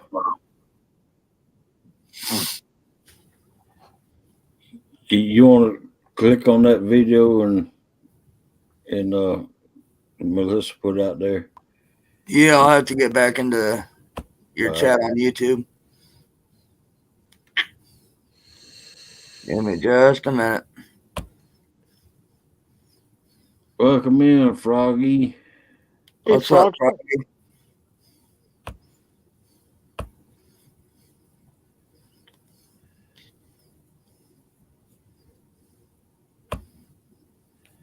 And that's where we got all FEMA came through here, and the military came through here. National Guard gave out them MRE, cases of MREs. We got all, and so that was my bad. I forgot it was unmuted.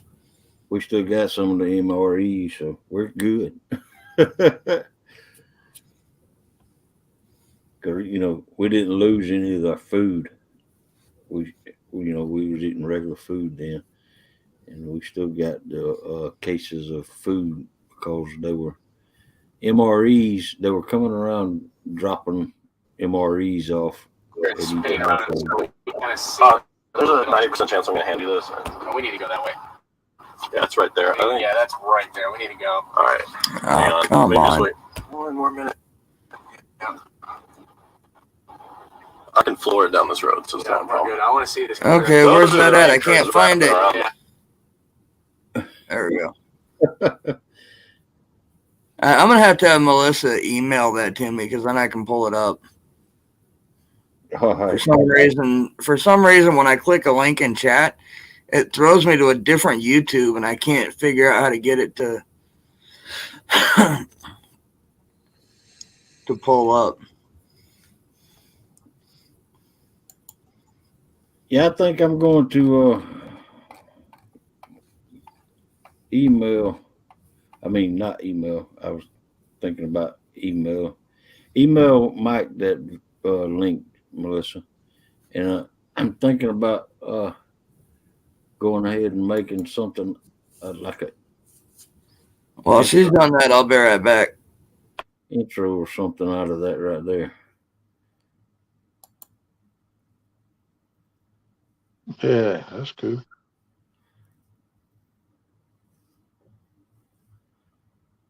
I mean, that's just, I did that a while back, but I kind of think I'm going to make an intro or something, or a small clip or something like that.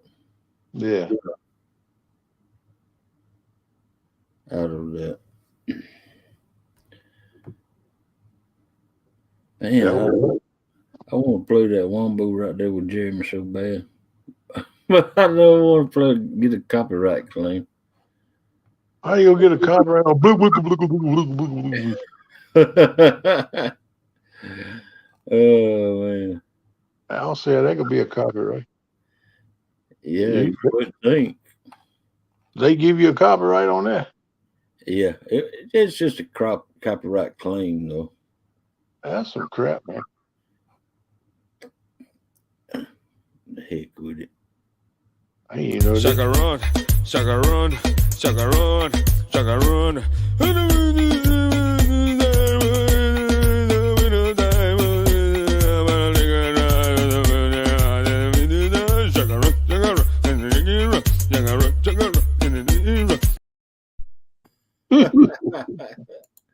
I just had to do it. I couldn't resist it. I don't see how they give you a copyright on that, man. You can't understand nothing they're saying.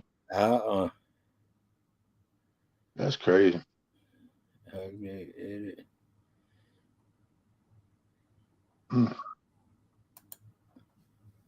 That's a good idea, Solo. Some things that they do on YouTube, I don't understand. That's a good idea.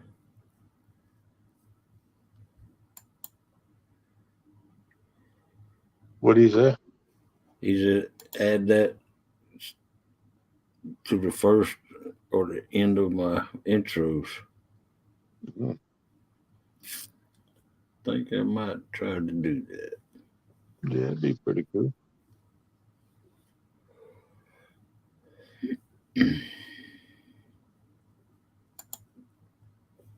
Downtown Ernie Brown, welcome in the house. What's up, there, Ernie, my buddy? How you doing?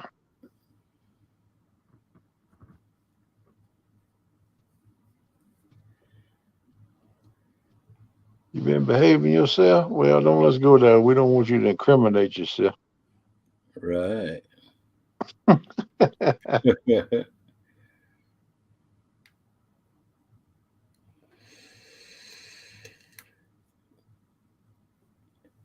Thank you, Ernie Brown.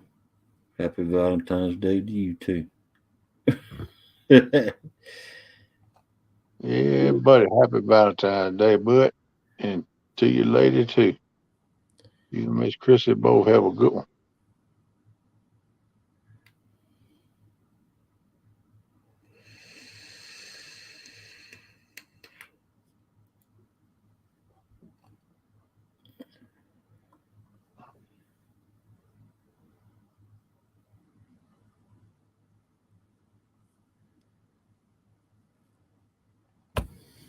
Oh man, that fried crappie.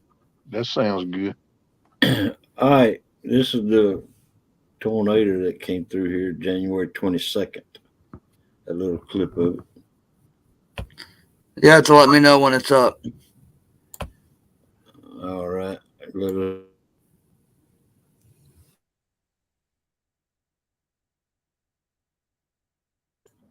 All right, it's up.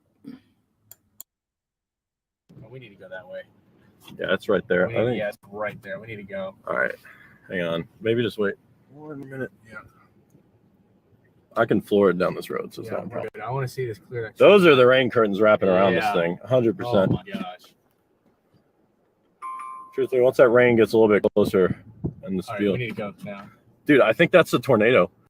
Is that on the ground? I can't tell. You see that? Look at those rain curtains. There's really strong motion. Right to or left to right here.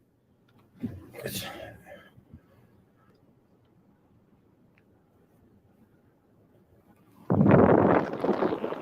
could be the tornado. There's rain. Here it's spinning around.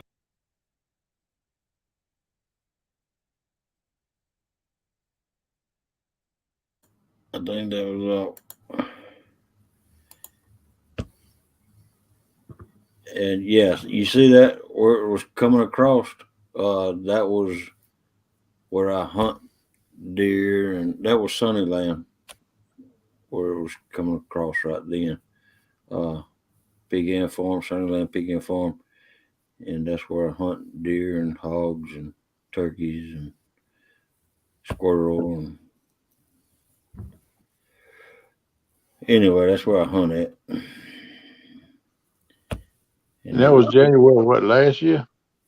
2018 or 19. Oh, okay. Morning, Ernie and Kelly. Hey, Kelly. I saw him come in. I just was trying to get that. Couldn't say hi to him. Yeah, I spoke to him. I didn't know Kelly come in. I left chat and come back to the panel to see that move.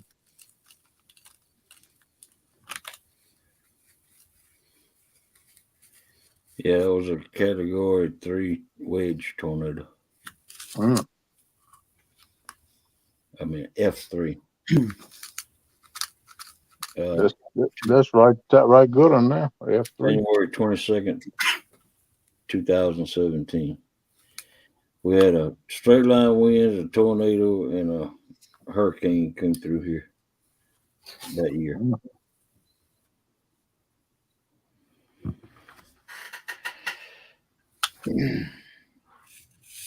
And me and Melissa went through all three.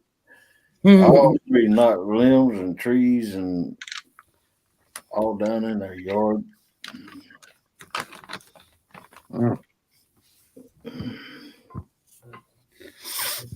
Our yard, our yard, you couldn't even see the grass. There was so much debris. Kelly, I never ignore my favorite turds.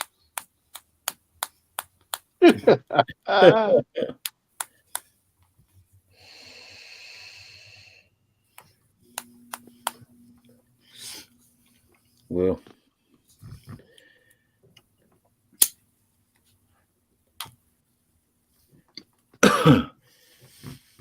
I'm thinking about I'm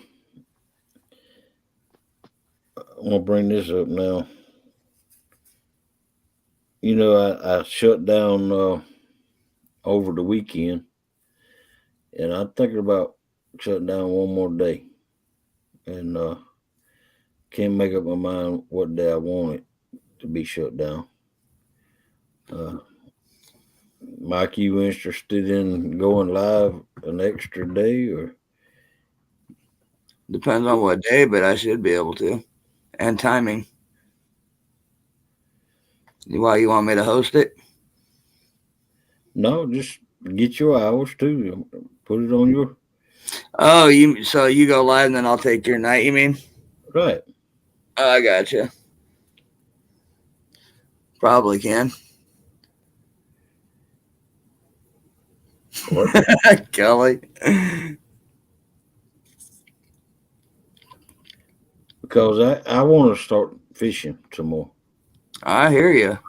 and the only way I can do it would be You might want to read what Melissa said, though.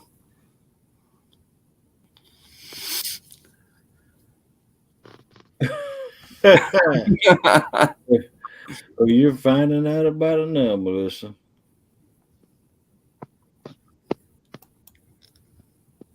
Right, Ricky? Well, can I please, Melissa? Can I take one extra night off besides Friday night and Saturday morning and Sunday morning? Can I take another morning off? I don't think she's going to care if you take a night off. It's you going fishing that she might have an issue with on that night. Then I'll just keep my show up if I can't go fishing.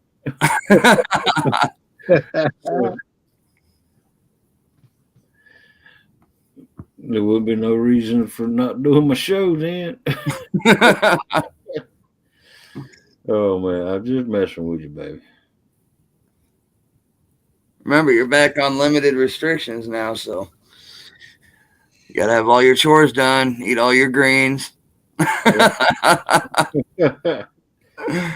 said pleasing, ma'am. Eating Right. ain't the problem. I eat everything that's put in front of me, but doing my chores, no. Okay. I might have a little problem with that. You need to find out if I will be available in my truck so you can go fishing. Get that Dodge running.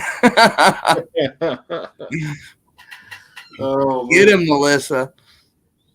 yeah, we're still paying insurance on the Dodge. It ain't running out there, and tag. We still got tags on it. I agree with Melissa. I need to get it running. What'd you do? Blow a motor? Huh? What'd you do? Blow the motor? No, it's electrical problem. Electrical problems.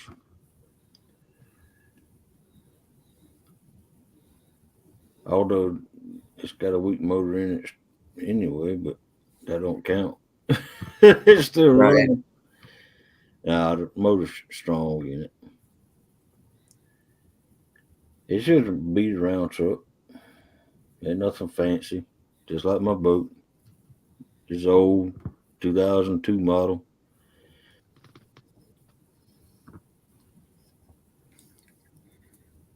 Oh man.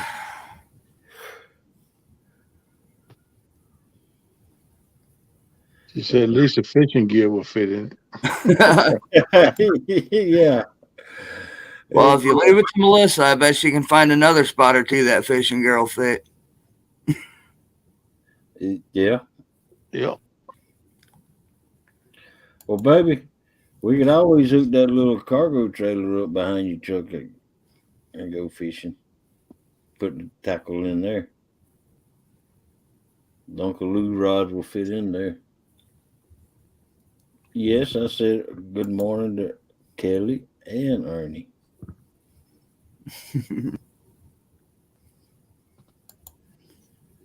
So I'm going to throw a rod in for.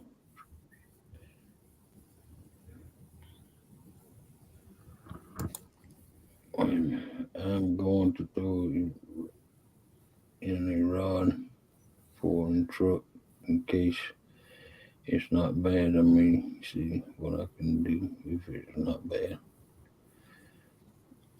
Oh,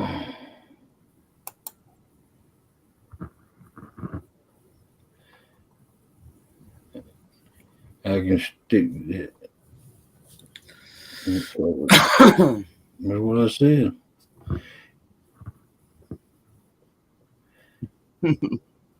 I'll ride back there.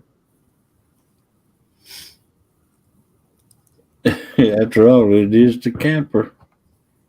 Cargo trailer / camper. I guarantee you, Melissa's going fishing with Hog Day. Yeah, I'm gonna get her.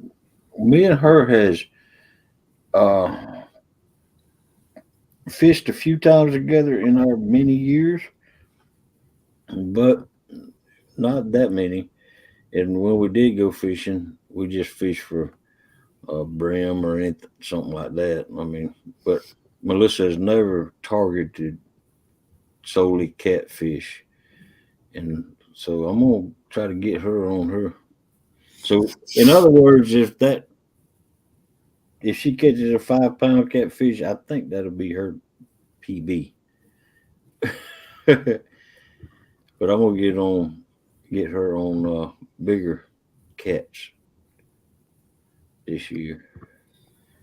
You're gonna do what the community's trying to do with Kelly and get them away from them bluegill and bass. All right, right. But Kelly don't listen. Yeah, I'd like to see you put Melissa on a big old pig. That'd be nice. Right. Morning, Bug Man. Hey, Kelly, you know you got one thing you got to do. You got to get overweight to be a part of the catfish community. You got to get overweight, so you got to eat more taters, man.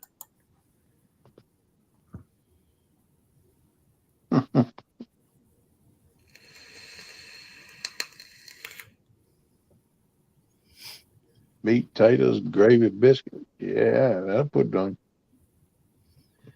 Eat a few more of them little Debbie that you haul around in that trailer. Yeah, that'll do it too.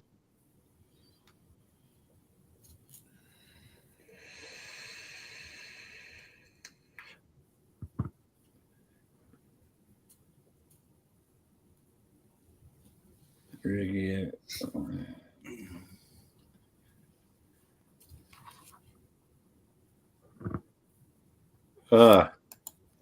Ernie, that's right up Kelly's alley, so he might add it to his delivery route.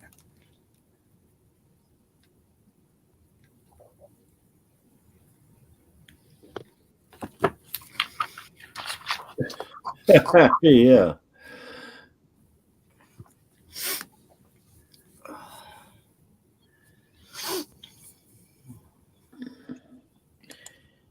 Yeah, Brian B was in there talking a while ago about the dude sells 100 bluegill at a time.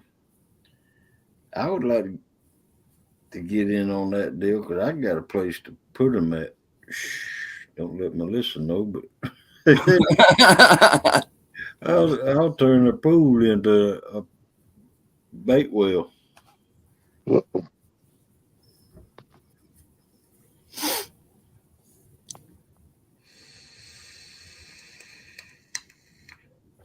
Was going to tell him some spots, see if he's up here.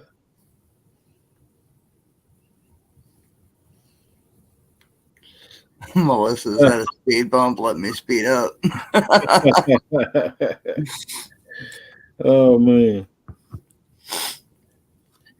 that's all right. I'll make sure I get her rod back there too. That way she drives slow. Be careful. Well, here's the thing. If you're going to put the other poles up in the truck with her, she'll give you hers because then she'll have 2 Uncle Lou rods. Oh,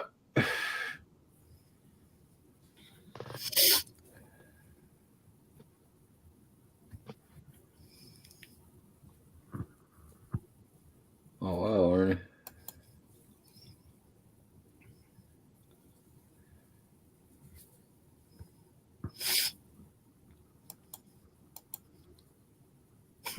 See, she agrees with me. She said bingo.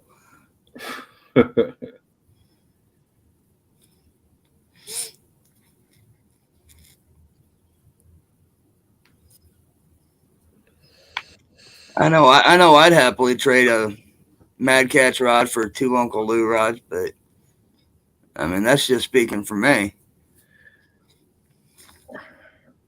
For a pink Mad Catz rod? No, I don't care what color. I'll fish with a pink fishing rod. Yeah, it don't matter to me as long as it's a cast and get it there. Exactly. Those fish don't care what color that pole is. Wait a minute now. You would trade 2 Uncle Lou rods for 1 Mad Catz rod? No, I would trade 1 Mad Catz rod to get 2 Uncle Lou rods. Oh. Oh, you're talking about Melissa. Okay. Yes, I am. Uncle Lou rods. Uncle Lou rods are staying with me. Thank you.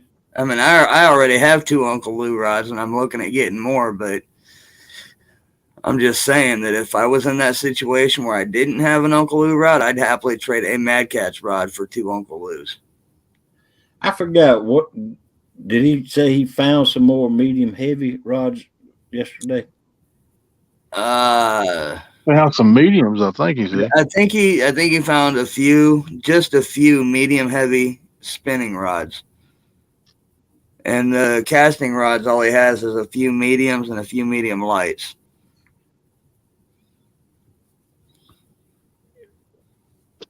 What is the medium heavy? Spinning rods? That he's got right now, yeah. I think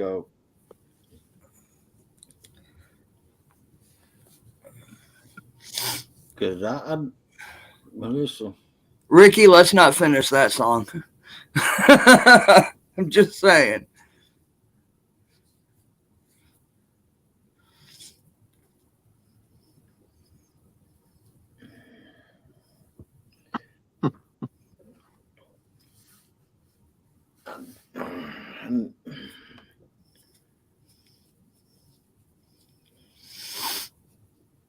I tell you what, wish I had the money right now. I'd order a couple of. I'd order at least 1 Uncle Lou rod for her. Oh, I know. He said he was looking at getting a shipment of bumping rods in. I think he said 3 to 4 weeks, which should be right about the time that our channel cat season opens up. As far as being, not lakes and stuff not covered in ice. Right. I got 1 medium heavy and 1 medium. And you wouldn't want to go with a medium light, Melissa. She can handle a medium. I'm assuming that pink Mad Catz is probably a medium heavy coming from Aaron. Yeah. So she'll be all right with a medium.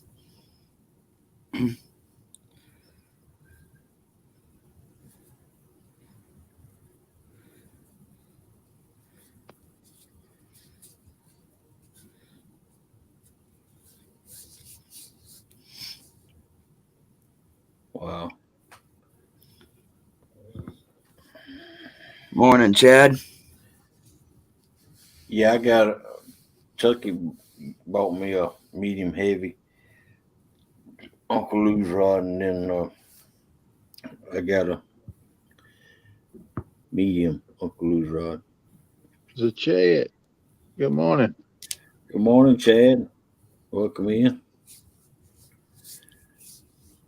Yeah, Ernie, that's all I use are medium heavies for catfishing, except for I do have one medium Uncle Lou and one medium Erebus rod.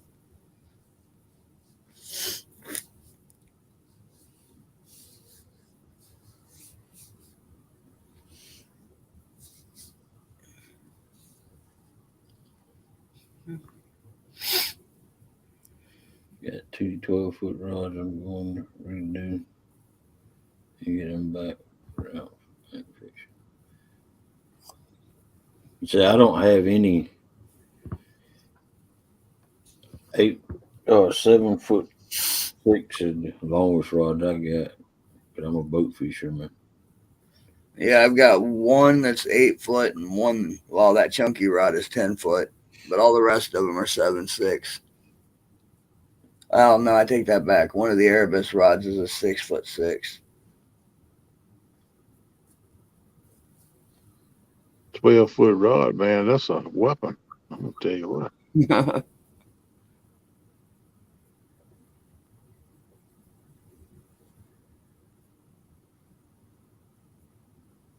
Man, you got to pick up with an 8-foot body and put it back. You still got 4 foot hanging at the back.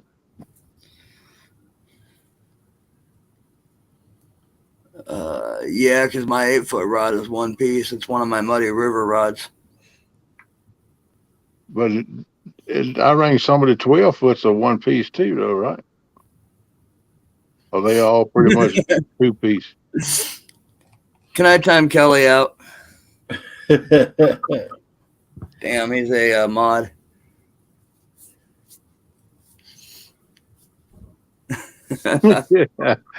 Hey, Kelly, take it easy, buddy. Have a good day.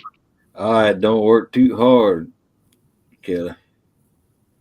Oh, I forgot. Hard work is good for you, Kelly. Yeah.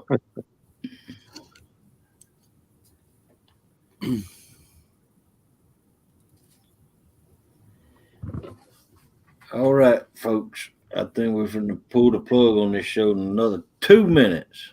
How about that? Later, Kelly. I want to thank everybody for coming in, and don't forget to hit that thumbs up for me. Yeah, it's good to see everybody this morning. Hang out with you. Hope y'all have a good day. Appreciate you putting up with me, Hogleg, Melissa, and Mr. Mike. No, thank you for coming in, Kelly. Kenneth. Now he wants to cuss me. I know, right? Well, thank you for coming in. Yeah, man, I appreciate you. Let me come up, man. No, thank both of you for being up on my panel. Now, I timed Aaron out on my live last night. Yeah, I seen because that. he said something about being Avid's son.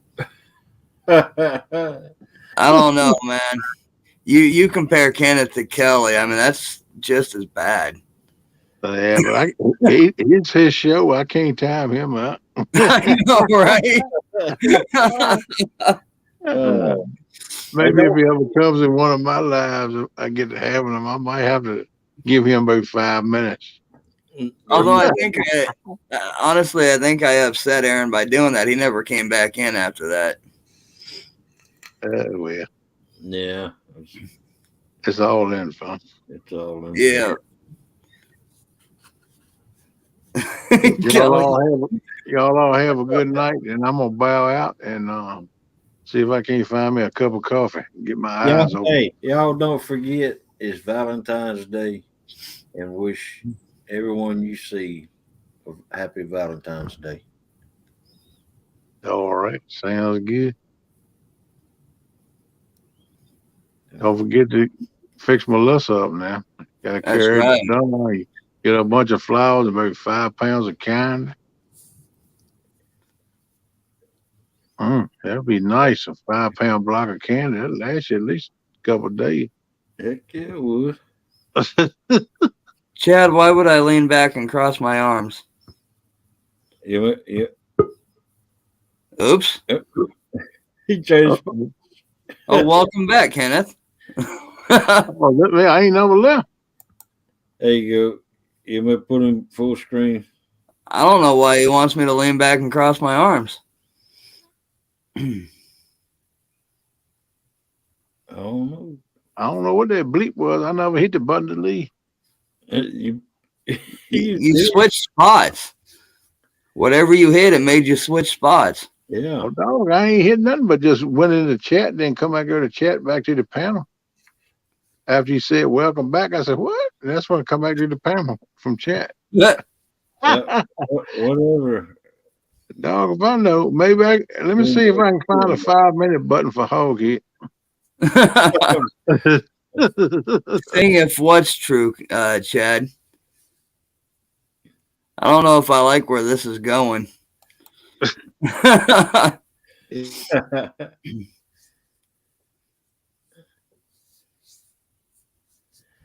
Oh, Kelly, you can go make all the wombos you want.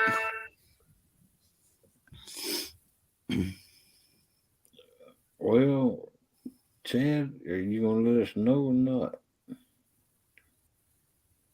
Oh, if I'm Abbott's son. Oh. I can't time him out either. Yeah. All right. All right, I'm going to go this time. We'll see y'all later. All right. Thank you for coming in, Kenny. All I know is Kelly and Chad, when they come into my next live, they're going to be timed out right away. They're marked now. All right, see y'all. Later, Kenneth. Take it easy, y'all. We'll see y'all on the next go around. Laters.